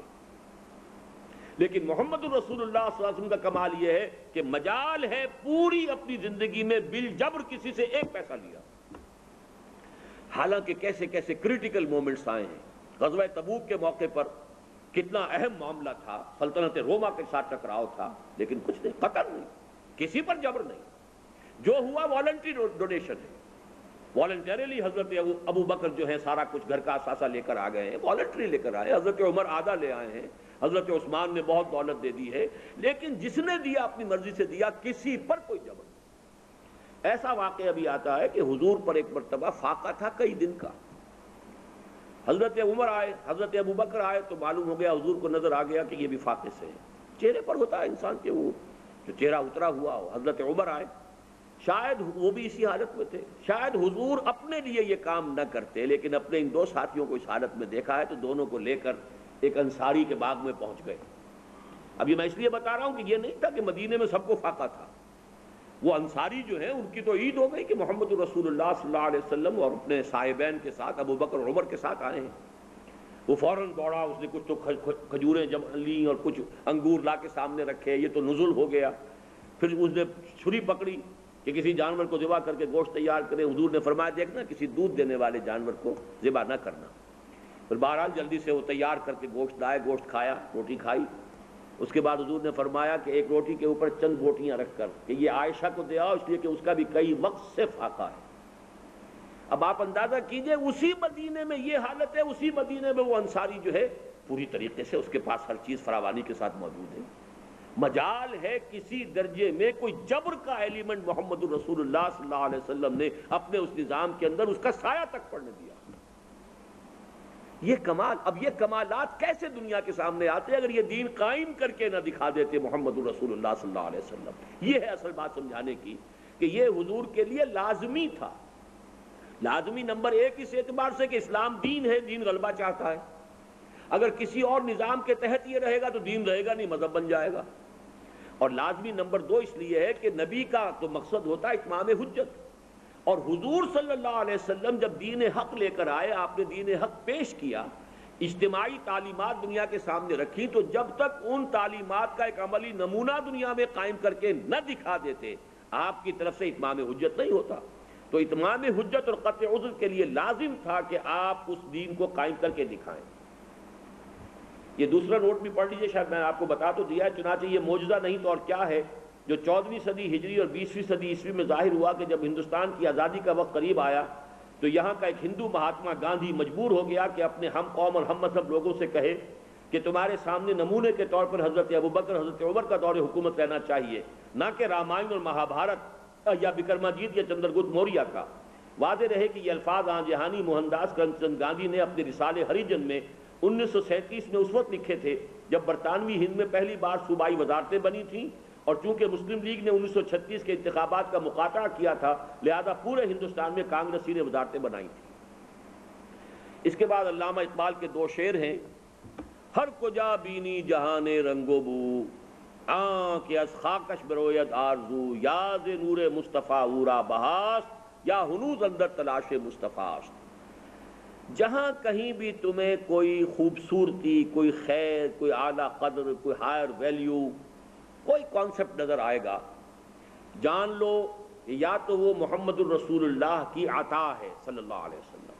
انسانی فریڈم، انسانی ایکویلٹی، انسانی مساوات، انسانی حریت، یہ تمام چیزیں کہ جو آج دنیا کی زبان کے اوپر جو الفاظ آئے ہوئے ہیں، یہ سب کی سب نوع انسانی کو عطا کی ہیں محمد الرسول اللہ صلی اللہ علیہ وسلم نے۔ اور اگر یہ صرف کتابوں میں لکھی ہوتی تو دلیل نہ بنتی، ان کے اوپر بالفعل ایک نظام قائم کر کے دکھایا۔ ایچ جی ویلز کے وہ الفاظ کو پھر یاد کر لیجئے کہ سرمنز تو بہت ہوئے ہیں human fraternity and equality and freedom کے، لیکن ان تینوں اصولوں پر ایک نظام زندگی بالفعل قائم کر کے دکھایا تاریخ انسانی میں پہلی مرتبہ محمد نے صلی اللہ علیہ وسلم۔ یا ہنوز اندر تلاش مصطفیٰ، یا ابھی نوع انسانی کا قافلہ ابھی چل رہا ہے، ادھر پہنچ جائے گا کسی نہ کسی دن، وہیں تک کہ جہاں محمد الرسول اللہ نے پہنچایا تھا 1400 برس قبل، عصر حاضر کے تقاضاؤں سے ہے، لیکن یہ خوف ہو نہ جائے آشکارا شر پیغمبر کہیں۔ اب یہ اس پوری بحث کا خلاصہ جیسے ہم نے وہاں پڑھا تھا یہاں پڑھ لیجئے۔ گویا آن حضور صلی اللہ علیہ وسلم پر اتمام نعمت شریعت اور تکمیل دین اور ختم و اکمال نبوت و رسالت کا لازمی تقاضا تھا کہ آپ کی بعثت کا مقصد یہ قرار پاتا کہ آپ انذار و تبشیر، دعوت و تبلیغ، وعظ و نصیحت، تعلیم و تربیت اور تزکیہ و اصلاح پر مستزاد، تنظیم، ہجرت، جہاد اور قتال پر مشتمل ایک انقلابی جد و جہد کے ذریعے باطل نظام زندگی کو بے خبن سے اکھاڑ کر اس کی جگہ دین حق کو بالفعل قائم و نافذ کرنے اور نظام اطاعت خداوندی کو پورے نظام اطاعت پر عملاً غالب کرنے۔ چنانچہ یہی ہے آپ کے مقصد بعثت کی وہ اتمامی و تکمیلی شان جس کے اعتبار سے آپ انبیاء اور رسل کی پوری جماعت میں ایک منفرد مقام اور ممتاز حیثیت کے مالک ہیں۔ اس میں ہرگز کوئی شک نہیں کہ اگر دنیا کے عام داعیان انقلاب پر قیاس کرتے ہوئے آن حضور صلی اللہ علیہ وسلم کو بھی داعی انقلاب کے الفاظ سے یاد کیا جائے تو یہ یقیناً آپ کی تحقیر و توہین ہے، لیکن اس میں بھی ہرگز کوئی شک نہیں کہ داعی انقلاب کا اطلاق اگر نسل آدم کے کسی فرد پر بتمام و کمال ہو سکتا ہے تو وہ صرف محمد الرسول اللہ صلی اللہ علیہ وسلم۔ یعنی عام داعی انقلاب تو عام انسان ہوتے ہیں، ان کی اپنی ایک فکر ہوتی ہے، اس کو لے کر چلتے ہیں، تو اس اعتبار سے اس فہرست میں لانا حضور کو گویا کہ ایک طرح سے توہین ہو جائے گی، آپ تو اللہ کے نبی ہیں اور رسول ہیں۔ لیکن داعی انقلاب کے لفظ کی جو کونوٹیشن ہے وہ اگر بتمام و کمال کسی پر پوری ہوتی ہے تو وہ بھی محمد الرسول اللہ صلی اللہ علیہ وسلم ہے۔ یہاں میں بلا تشبیہ ایک لفظ آپ کو بتاؤں کہ جارج برنارڈ شاہ نے گاندھی کے بارے میں کہا تھا He is a saint among politicians and a politician among saints۔ یعنی جب یہ سیاستدانوں میں بیٹھا ہوتا ہے گاندھی تو وہ سیاستدانوں کی طرح نہیں ہوتا، معلوم ہوتا کوئی سادھو بیٹھا ہوا ہے۔ He is a saint amongst politicians۔ لیکن اگر سادھوؤں میں چلا جائے تو وہاں معلوم ہوگا یہ سادھو نہیں ہے، تو سیاستدان ہے، یہ باتیں جو کر رہا ہے وہ تو سیاست کی کر رہا ہے۔ تو he is a saint among politicians and a politician among saints۔ اب بلا تشبیہ چہ نسبت خاک را با عالم پاک، چہ نسبت خاک را با عالم پاک۔ اب یہ الفاظ میں دہرا رہا ہوں اس 2-3 مرتبہ کہہ کر کے اس میں کوئی تشبیہ کا معاملہ نہیں ہو سکتا۔ محمد صلی اللہ علیہ وسلم was a revolutionary amongst the prophets and a prophet amongst the revolutionaries۔ ریولوشنریز کے اندر چاہے آپ لینن کو لے آئیں، مارکس کو لے آئیں، کسی اور کو لے آئیں، کسی بڑے مفکر کو لے آئیں، لیکن محمد الرسول اللہ صلی اللہ علیہ وسلم نے ایک انقلاب برپا کیا، لیکن وہاں آپ داعیان انقلاب سے اس لیے مختلف ہے کہ آپ نبی ہیں۔ He is a prophet amongst revolutionaries۔ What a revolutionary amongst prophets۔ prophets کی پوری جماعت کو سامنے رکھیے۔ حضرت ابراہیم علیہ السلام صرف یہ کہ دعوت و تبلیغ کے 3-4 مراکز قائم کیے، اس کے علاوہ کوئی نظام دنیا میں قائم ہونے کا سوال ہی پیدا نہیں ہوا۔ ایک مرکز مکے میں قائم کر دیا، حضرت اسماعیل کو وہاں بٹھا دیا، ایک مرکز فلسطین میں قائم کر دیا، حضرت اسحاق کو وہاں بٹھا دیا، ایک مرکز جو تھا وہ سدوم اور عامورہ کے شہروں میں حضرت لوط کو وہاں بھیج دیا، ایک مرکز جو ہے وہ مدین کے علاقے میں اپنی تیسری زوجہ جو ہے قطورہ ان کے بیٹے کو وہاں آباد کر دیا۔ مراکز تھے، باقی کہیں پر کوئی دین کا نظام قائم ہونے کا سوال نہیں۔ اور آپ سے پہلے کے تمام رسولوں کا معاملہ یہ ہے کہ رسول آئے، انہوں نے دعوت دی، قوم نے رد کر دی اور قوم ہلاک کر دی گئی۔ حضرت نوح کی قوم کا بھی یہی معاملہ، حضرت ہود کی قوم کا یہی معاملہ، حضرت صالح کی قوم کا یہ معاملہ، اور حضرت ابراہیم کے عین زمانے میں حضرت لوط کی قوم کا یہ معاملہ، پھر حضرت شعیب کی قوم کا یہی معاملہ، پھر حضرت موسیٰ علیہ السلام ہے وہ قریب ترین آتے ہیں حضور کے صلی اللہ علیہ وسلم، جب ہجرت کر کے اپنی قوم کو لے کر نکلے ہیں، لیکن ہجرت کے بعد مرحلہ قتال کا آیا، جیسے کہ حضور کے ہاں ہجرت کے بعد غزوہ بدر آ رہا ہے، پوری قوم نے کوڑا جواب دے دیا، فَذَهَبْ أَنْتَ وَرَبُّكَ فَقَاتِلَا إِنَّا هَاهُنَا قَاعِدُونَ، پروسیس وہیں رک گیا۔ 40 برس تک صحرا نوردی ان کی سزا دے دی گئی۔ اسی 40 سال میں حضرت موسیٰ کا بھی انتقال ہو گیا، حضرت ہارون کا بھی ہو گیا۔ حضرت موسیٰ کے ہاتھوں یا ان کی زندگی میں ان کی نگاہوں کے سامنے دین حق کا بول بالا ہونا، کہیں اللہ کی حکومت بالفعل زمین کے کسی خطے پر قائم ہونے کا سوال ہی نہیں۔ پھر حضرت مسیح علیہ السلام ہے تو وہ تو صرف 3 برس کی دعوت دی ہے انہوں نے، اس کے بعد قوم انہیں سولی پر چڑھانے کے لیے جب تل گئی اللہ نے انہیں زندہ اٹھا لیا۔ گویا کہ تمام انبیاء اور رسول کی تاریخ میں علیحدہ ممتاز نظر آئیں گے محمد الرسول اللہ صلی اللہ علیہ وسلم کہ ایک پوری انقلابی جد و جہد کا نقشہ موجود ہے۔ فرد واحد دعوت کا آغاز کر رہا ہے، پہلے 4 افراد ایمان لاتے ہیں، 1 جمع 4 5 بنے ہیں، حضرت خدیجہ، حضرت علی، حضرت ابو بکر، حضرت زید ابن حارثہ، 1 + 4 5۔ 10 برس میں جا کے بمشکل 125 150 آدمی، اگلے 10 برس میں ٹوٹل ریولوشن، اس میں جنگیں بھی آ گئیں۔ وہی اللہ کا بندہ کہ جو مکے کی گلیوں میں پریچ کر رہا ہے، تبلیغ کر رہا ہے، وہی اللہ کا بندہ جو ہے بدر کے اندر فوج کی کمانڈ کر رہا ہے، احد کے اندر فوج کی کمانڈ کر رہا ہے صلی اللہ علیہ وسلم۔ یہ جامعیت کبریٰ تو آپ کو کہیں نظر نہیں آ سکتی، کسی نبی کسی رسول میں نظر نہیں آ سکتی۔ غیر نبی اور رسول کا کیا سوال ہے؟ کسی نبی اور رسول کے اندر یہ جامعیت کہ وہی انسان کے جو اسٹریٹ پریچنگ کر رہا تھا مکے میں، ایک وقت میں وہ فوجوں کی قیادت کر رہا ہے اور سپہ سالاری کے فرائض سر انجام دے رہا ہے، ایک وقت میں وہ قاضی القضات اور چیف جسٹس کے فرائض سر انجام دے رہا ہے، ہیڈ آف دی اسٹیٹ کی ذمہ داریاں ادا کر رہا ہے۔ ایک ہی فرق، اول سے لے کر اور آخر تک تمام مراحل انقلاب حضور کی زندگی کے اندر موجود ہیں۔ پھر پڑھ لیجئے، یہ اس میں ہرگز کوئی شک نہیں کہ اگر دنیا کے عام داعیان انقلاب پر قیاس کرتے ہوئے حضور صلی اللہ علیہ وسلم کو بھی داعی انقلاب کے الفاظ سے یاد کیا جائے تو یہ یقیناً آپ کی تحقیر و توہین ہے، لیکن اس میں بھی ہرگز کوئی شک نہیں کہ داعی انقلاب کا اطلاق اگر نسل آدم کے کسی فرد پر بتمام و کمال ہو سکتا ہے تو وہ صرف محمد رسول اللہ صلی اللہ علیہ وسلم ہے۔ اس لیے کہ تاریخ انسانی کے دوران اور جتنے بھی انقلاب آئے وہ بشمول انقلاب فرانس اور انقلاب روس سب کے سب جزوی تھے، اور ان سے حیات انسانی کے صرف کسی ایک گوشے ہی میں تبدیلی رونما ہوئی۔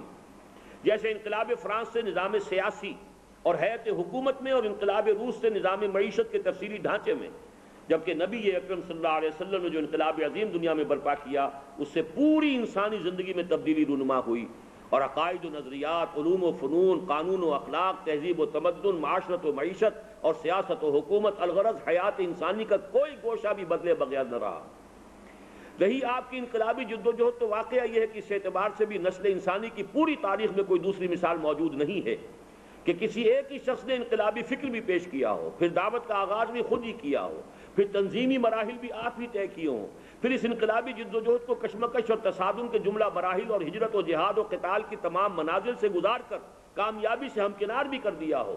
اور یہ نہایت محیر العقول کارنامہ اور حد درجے عظیم معجزہ ہے نبی اکرم صلی اللہ علیہ وسلم کا کہ آپ نے ایک فرد واحد سے دعوت حق کا آغاز فرما کر کل 23 برس، اور وہ بھی قمری کی مختصر سی مدت میں، گویا کہ اصل کے اعتبار سے وہ بنیں گے 22 برس، اس لیے کہ 610 میں حضور پر وحی کا آغاز ہوا، 632 میں حضور کا انتقال ہو گیا، سن عیسوی کے حساب سے 610 وحی کا آغاز اور 632 میں انتقال، تو 22 برس کی مختصر سی مدت میں اعلاء کلمت اللہ کا حق ادا فرما دیا اور سرزمین عرب پر دین حق کو بالفعل غالب و نافذ فرما دیا۔ فصلی اللہ علیہ وسلم وفداہ آباؤنا و امہاتنا۔ رہا یہ سوال کہ یہ عظیم تبدیلی کیسے رونما ہوئی اور انقلاب محمدی کا منہاج اساسی کیا ہے اور آپ کی انقلابی جد و جہد کن کن مراحل سے گزری، تو یہ بجائے خود ایک مستقل موضوع ہے جس پر کسی اور صحبت میں گفتگو ہوگی۔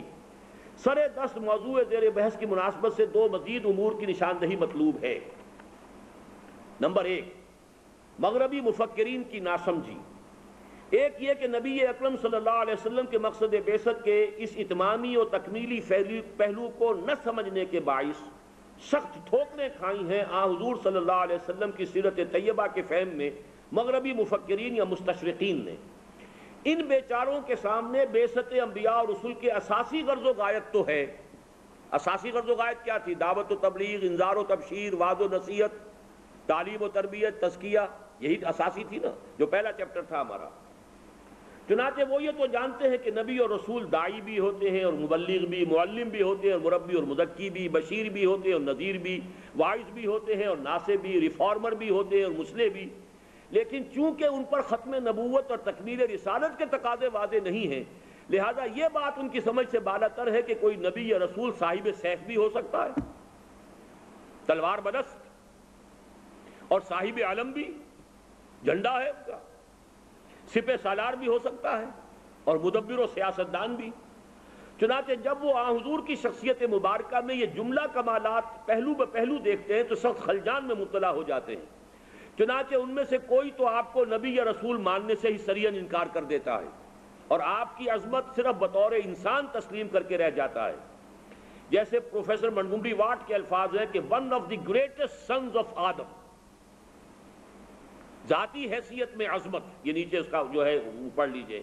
یا جیسے ڈاکٹر مائیکل ہارٹ کے الفاظ ہیں the only man in history who was supremely successful on both the religious and secular levels. یہ ڈاکٹر مائیکل ہارٹ کی دی 100 کتاب جو ہے مشہور، ایک selection and gradation of the 100 most influential personalities of human history, اس میں یہ الفاظ آئے the only man in history who was supremely successful on both the religious and secular levels۔ اور یہ منٹگومری واٹ کے الفاظ one of the greatest sons of Adam۔ چنانچہ ان میں سے کوئی تو آپ کو نبی یا رسول ماننے سے ہی صریحاً انکار کر دیتا ہے اور آپ کی عظمت صرف بطور انسان تسلیم کر کے رہ جاتا ہے۔ کوئی ایسی احمقانہ بات کہہ بیٹھتا ہے کہ محمد بحیثیت نبی تو ناکام ہو گئے، البتہ بحیثیت مدبر و سیاستدان کامیاب ہو گئے۔ یہ جملہ ہے ٹوائنبی کا، پروفیسر ٹوائنبی جو اس زمانے میں فلاسفی آف دی ہسٹری میں بڑا ٹاپ کا آدمی مانا گیا ہے۔ Muhammad failed as a prophet but succeeded as a statesman. چونکہ مکے میں حضور کی شخصیت انہیں نظر آتی ہے کہ یہ تو واقعی نبیوں سے ملتی ہے، جیسے حضرت مسیح بھی دعوت، تبلیغ، نصیحت کرتے ادھر ادھر گھوم رہے ہیں، کبھی جھیل گلیلی پر چلے گئے، کبھی کہیں چلے گئے، ویسے ہی نظر آ رہے ہیں۔ محمد بھی مکے کی گلیوں میں تبلیغ کر رہے ہیں، کبھی سوق عکاظ میں پہنچ گئے ہیں، کبھی حج کے مجمع میں پہنچ گئے ہیں۔ اس طریقے سے وہ نقشہ تو ملتا ہے، لیکن یہ کہ یہ جو مدینے میں محمد نظر آتا ہے یہ تو کوئی اور ہی محمد ہے صلی اللہ علیہ وسلم۔ لہذا ہی فیلڈ ایز اے پروفٹ۔ تو مکے میں تو ناکام ہو گئے، وہاں سے تو بقول ان کے انہیں بھاگنا پڑا۔ یہ تو ان کو اس لیے فلائٹ کہتے ہیں، فلائٹ ٹو مدینہ، یہ تو گویا کہ وہاں سے فرار تھا۔ لیکن یہ کہ مدینے میں آ کر وہ ایک اسٹیٹس مین کی حیثیت سے کامیاب ہو گئے، اور اسی کا جو ہے پھر اسی کا وہم پیدا کیا ہے، اور کوئی آپ کی شخصیت کو دو مستقل حصوں میں تقسیم کر بیٹھتا ہے، چنانچہ اسے مکے والا محمد اور نظر آتا ہے اور مدینے والا محمد اور۔ فلعنت اللہ علی الجاہلین، ایسے جاہلوں پر اللہ کی لعنت ہو۔ یہ میں نے حوالہ دیا ہے منٹگومری واٹ جو ہے اس نے جو کتاب لکھی ہے سیرت النبی پر، اس کو دو حصوں میں تقسیم کر دیا، محمد at Mecca, Muhammad at Medina. اور ان دونوں کتابوں میں اصل میں سائملٹینیس کنٹراسٹ دکھانا چاہا ہے کہ مکے میں کوئی اور تصویر ہے محمد کی صلی اللہ علیہ وسلم، مدینے میں کوئی اور ہے۔ لیکن ویسے اس نے مدینے کے محمد کے بارے میں جتنے بھی ہو سکتے ہیں تعریفی الفاظ، حضور کا تدبر، حضور کی پلاننگ، حضور کی انسان فہمی، انسانوں کو صحیح سمجھنا، صحیح سچویشن کو ایسس کرنا، آپ کی دور اندیشی، معاملہ فہمی، ان سب کو جو بھی اس نے ٹریبیوٹس پے کیے ہیں کہ تمام سپرلیٹیوز انگریزی زبان کے ختم کر دیے ہیں۔ اسی لیے عام قاری یہ سمجھتا ہے یہ بڑا مدعا ہے، حضور کی تعریف کر رہا ہے۔ اسی لیے جنرل ضیاء الحق صاحب نے اسے بلایا تھا ایک سیرت کانفرنس میں، اسپیشل جو کی نوٹ ایڈریس جو ہے دینے کے لیے لندن سے آئے تھے منٹگومری واٹ۔ حالانکہ در حقیقت نہایت سٹل انداز میں اس نے جڑ کاٹی ہے، اس نے تضاد دکھایا ہے کہ محمد ایٹ مکہ یہ کوئی اور انسان ہے اور محمد ایٹ مدینہ یہ بالکل مختلف اور متضاد شخصیت ہے۔ اس لیے کہ ٹوائنبی کے ایک جملے کی شرح ہے در حقیقت جو اس نے اپنی پوری کتاب میں کی ہے۔ امت کا فرض منصبی، کتنے منٹ ہے تمہارے پاس؟ صرف تو یہ جو ہے منٹ ہمارے پاس 2 ہیں، صفحے 4 ہیں شاید۔ دوسرے یہ کہ آیا نبی اکرم صلی اللہ علیہ وسلم کے مقصد بعثت کی تکمیل جملہ اعتبارات سے بے تمام و کمال ہو چکی ہے یا وہ کسی پہلو یا اعتبار سے ہنوز شرمندہ تکمیل ہے؟ میرا یہ خیال ہے کہ اس کو ہم یہاں ختم کرتے ہیں، یہ ایشو زیادہ اہم ہے۔ اس کے علاوہ کل میں نے آپ کو تکمیل نبوت رسالت کے 3 مظہر بتائے تھے۔ انشاءاللہ آئندہ لیکچر میں اس میں 2 کا اور اضافہ کروں گا کہ ختم نبوت کے یہ 5 کورونریز جو ہیں وہ آپ حضرات کے سامنے بہت کلیئر رہنی چاہیے۔ انشاءاللہ 22 تاریخ کو، 22 اور 23 کو مزید جو ہے ہم یہ اس مہینے میں یہ 2 لیکچرز کے بعد اس کتاب کا انشاءاللہ اپنا مطالعہ مکمل کر لیں گے۔ سبحانک اللہم و بحمدک، نشہد ان لا